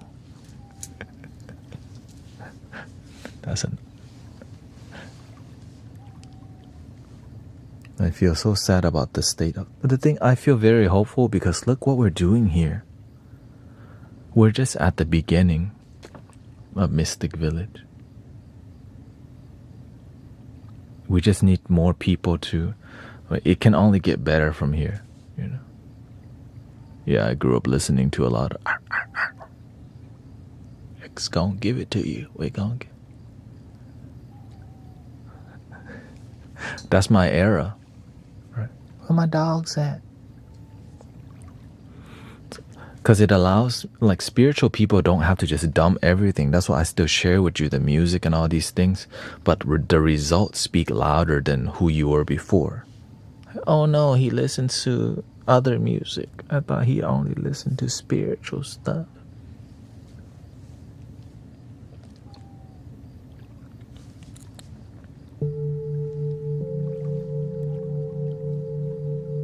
He likes Bob Marley.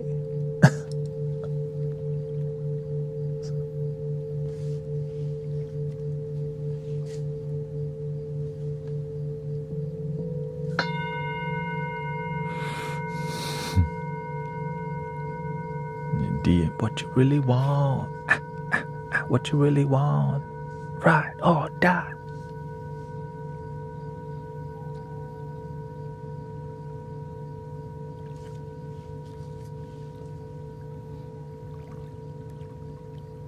Anyways, I'll be back today at 11:30. Thank you for hanging out. It's just what I'm doing isn't viral, but it's community, it's love, this is a grassroots digital movement. I know it's kind of weird. This is a grassroots thing, and we're just trying to unite people. I'm tired of seeing people fight just because they're different. They're religious or spiritual people hate on religious people judge. How can we have a space where we all mostly get along, even though some people don't want to? They have somewhere else to go. But when I try to nurture that kind of space, and that's why I'm vulnerable with who I am, so that y'all can express yourself too, instead of pretend we're spiritual now. We don't talk about DMX. Where my dogs at? Oh, let the dogs out. Anyways.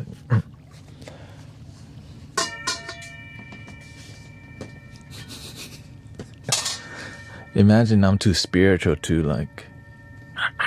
That's why I'm not a Buddhist monk. That's why I'm not... Because if I was a Buddhist monk, I wouldn't be doing all this. Right? X gonna give it to you. And if you saw a monk did that, let me know. I'm trying, I haven't seen that yet, but I'm always open, Usually it's different. Maybe I can join, Thank you to all the moderators. I know today full moon a little bit. Thank you for your patience. And burning bridges will get the whole village out to watch. But burning bridges will get the whole village out to watch. Building bridges is too peaceful for people to notice. Word. Breathing in.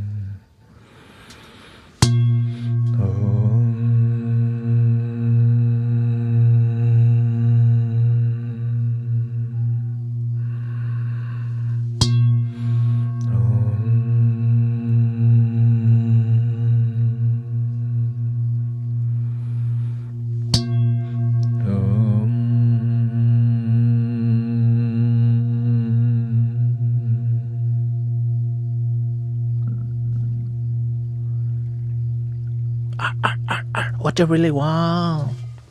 Please love your damn self. Thank you so much, everybody. Thank you for all your gifting. Yeah, rest in peace, DMX. And so grateful for us being authentic to each other and being respectful and grounded, and we can go into deep talks. And thank you for maintaining respect with one another, even if sometimes we have some misunderstandings. It happens, but we just got to remember we all want the same thing. Chill, relax, happy life, happy family, happy spouse, happy house. Thank you.